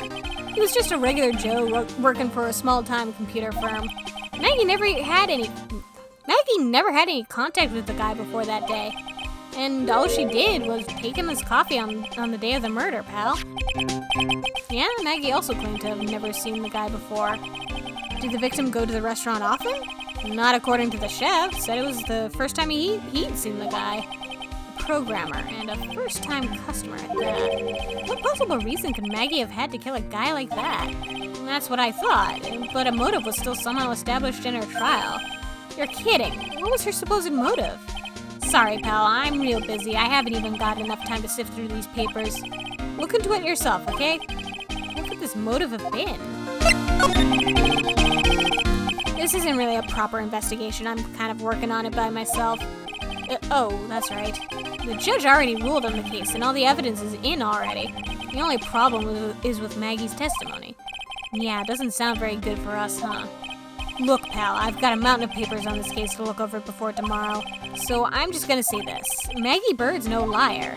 She's... Okay, so she's a bit out there and a bit off base sometimes, but she was a good cop. It's not exactly complimentary, you know. So, what do you think really happened? And just how contradictory is her testimony? The biggest problem with Maggie's testimony is the number of people at the table. Yeah, my thoughts exactly. Maggie still insists there was another guy sitting with the victim. Right, but get this. Everyone else in the place says the guy was alone, even the chef. And then there's that CD. CD? Oh yeah, she did mention something about a CD. Sample CD on the table. But our guys turned that place upside down. There was no CD. What? Not on the table, not anywhere in the whole restaurant, pal. But didn't Maggie say the victim was wearing an earpiece too? Yeah, but that was for the portable radio in the front pocket of his hoodie. A radio? He didn't have a CD player? You got it. Her phony never explained that contradiction at all. Come to think of it, the owner of Tribulations didn't mention that CD either. I don't know why, but I get the feeling Mr. Armstrong's got something to hide.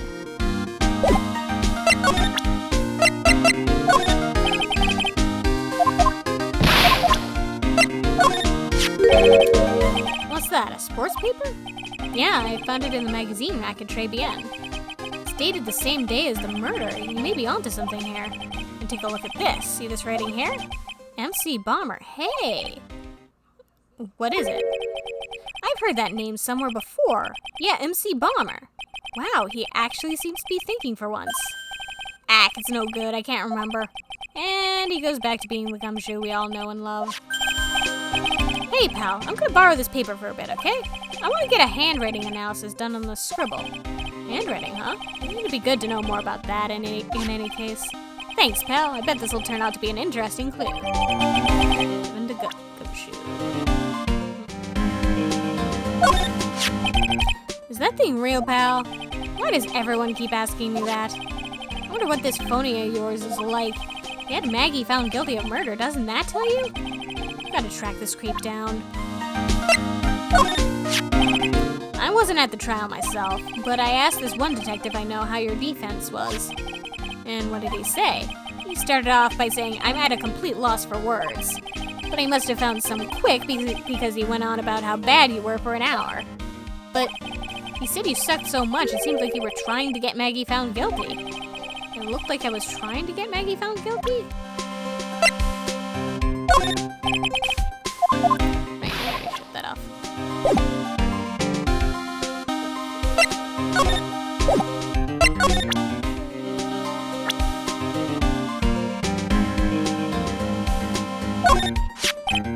Hey, so how come she's not with you today?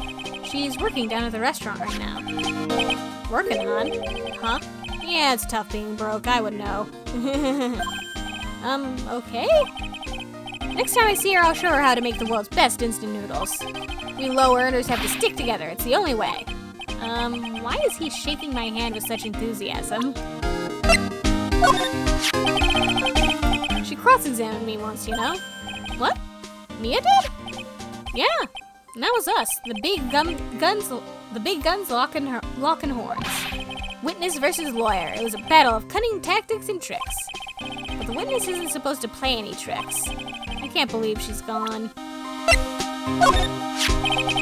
That's the guy who's going to be the prosecutor in Maggie's retrial tomorrow. Oh, really? He was working on a bunch of more important cases at the moment, but he canceled them all just so he could take you on, pal. Why is that guy so determined to see me fail?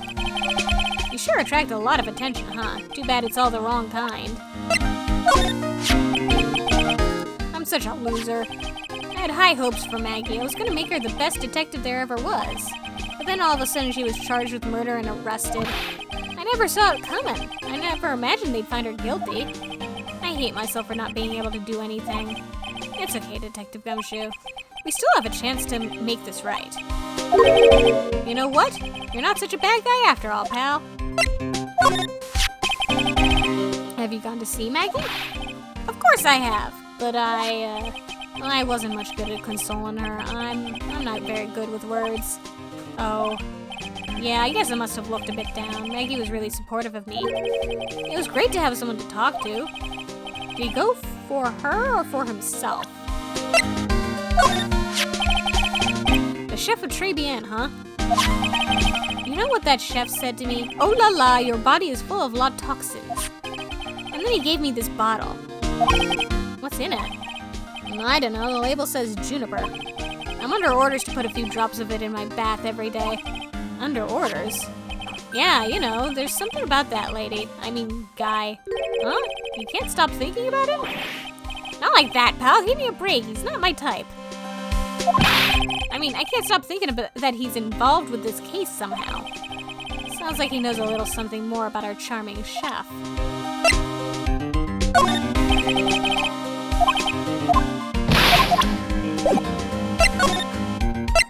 The charming chef.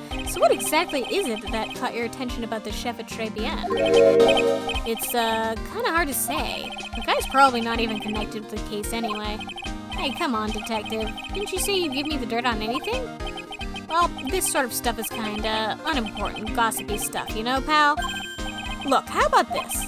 You go to Tribulations and investigate the place yourself. And if you find out anything suspicious about the guy, you report back to me, okay? Don't suppose I get a choice in this, huh?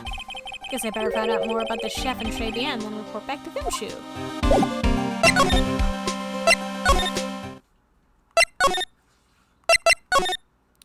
Let's go to the cafe then. The scent of flowers sure is strong. It's almost making me dizzy. Oh, hello? Who was that just now? A customer? She had sort of a dark aura about her. Ah, welcome, B Avenue! Wow, what a cute voice. Oh, it's just you, Nick. Maya. Well, how do I look? Maybe you should quit being a spirit medium. Maybe, but it's kind of boring being a waitress. I mean, you're my first ever customer. And who was that woman I just saw? Oh, since you're here, you might as well have something to eat. I am kind of hungry, actually. So, how do you like your new job, Maya? I never knew there was so much for a waitress to do. Take people's orders, bring them their food, make coffee, work the cash register. Of course, we need a customer before I can do any of that. Yeah, it's a nice looking restaurant. It's a shame more people don't come. Don't forget about the ultra cute waitress. Check out my gimme a tip smile. Hey Nick, why don't you order something? The chef's preparing a tasty lunch set at the moment, or so he says. How much is it? It's the twin tea set, so it's $20, of course. The twin tea set? I believe I'll be taking a pass on that. It's kind of expensive. What? But you can't! Come on, Nick! It's not every day I get to be a waitress. I want to try carrying plates and working the cash register. How about cleaning the toilets? That should keep you busy. Yeah, right. Maybe later. About the lunch. Oh, a fine choice, sir. No, Kitchen, a lunch special, please. With all the extras, drink, side salad, dessert, and gift. I don't need any of that. Just a moment, please, sir. I was really getting into this. So how much is this set lunch then? $20, huh? And with the drink, side salad, and dessert, it's $45? Hey, wait a sec, Maya. Sorry to keep you waiting, sir. Here you are. Deluxe fortified lunch set. Whoa. A dish inspired by lobster and abalone fricassee with a balsamic vinaigrette. Bon appetit. Thanks? Come on, Nick, hurry up and try it already. Lobster, huh? Alright, down the hatch it goes. Well? Are you hungry, Maya? I'm starving. Here, it's yours. Really? Remember, Maya, my wallet doesn't print money, so you'd better polish off that plate. I just remembered I've got to clean the toilets. Hey! You can't be in that much of a hurry to clean the toilets. Costs $20 despite how unbelievably bad it tastes.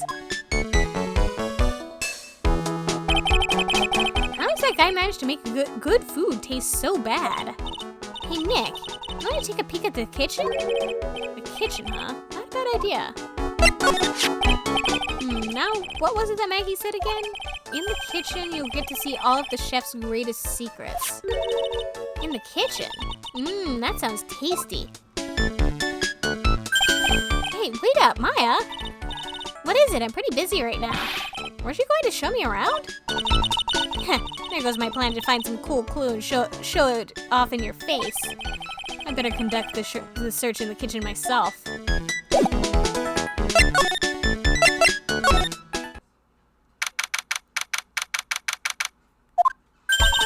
And here it is, the famous Tribulations kitchen. It's my first time in here too, actually. There's a weird atmosphere in here, that's for sure. Mr. Armstrong will be back soon, so we better search quickly. Chop chop.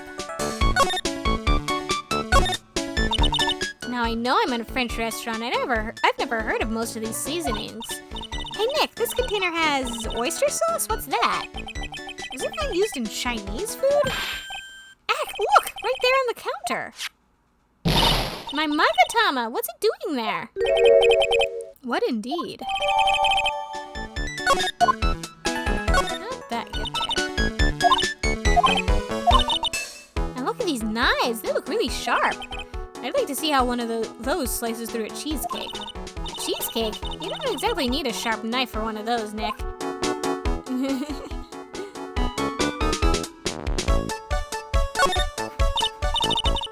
That smells good.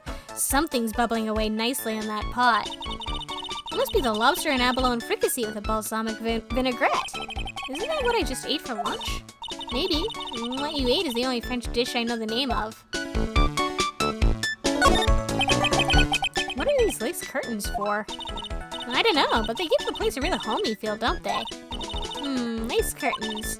You know, if I was a cooking pot, I'd be perfectly happy to sit on a shelf under those. How do you respond to something like that?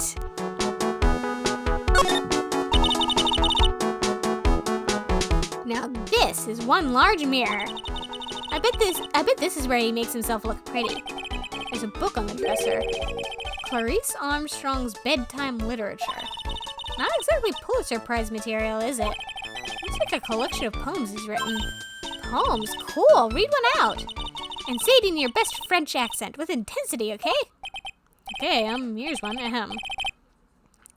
It's called Printemps,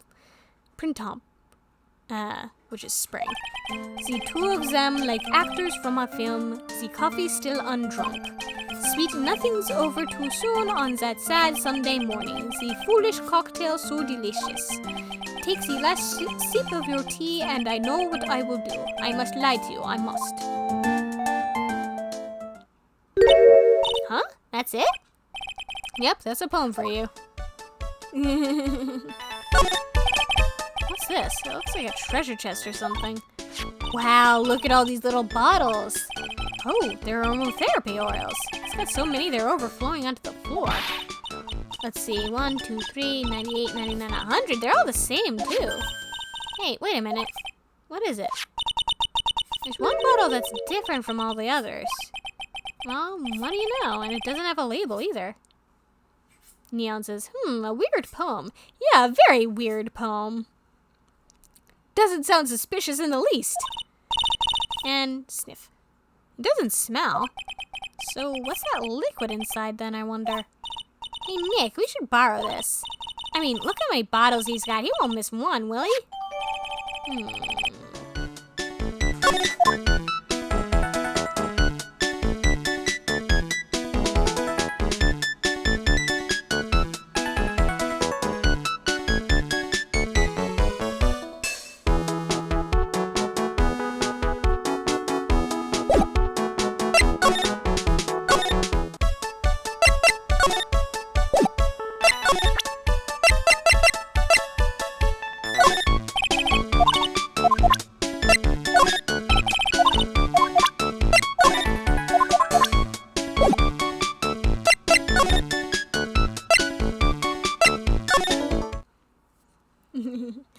Neon says, the poem isn't suspicious at all, nor is that bottle.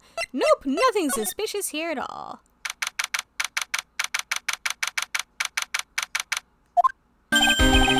Hey, you're just in time.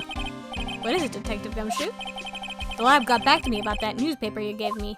You must mean the sports paper with memos scribbled on it. So, what did they say? Did the analysis turn up anything? They said the doodle was written by the victim, Glenn Elk. No doubt about it. I expected as much. The victim took the paper with him to the restaurant on the day of the murder. That's our best interpretation of the facts at the moment. MC Bomber. I get the feeling I've heard that name somewhere before. Oh well, I guess that'll come back to me. Don't forget to report back to me with whatever you find in that restaurant, okay, pal? Since when did I start taking orders from Gumshoe? Although, I get the feeling there's something I need to show him. And how about we show him next week? Since it's already 10. This should be interesting. I wonder what he's going to say about this totally not suspicious bottle. We'll find out next.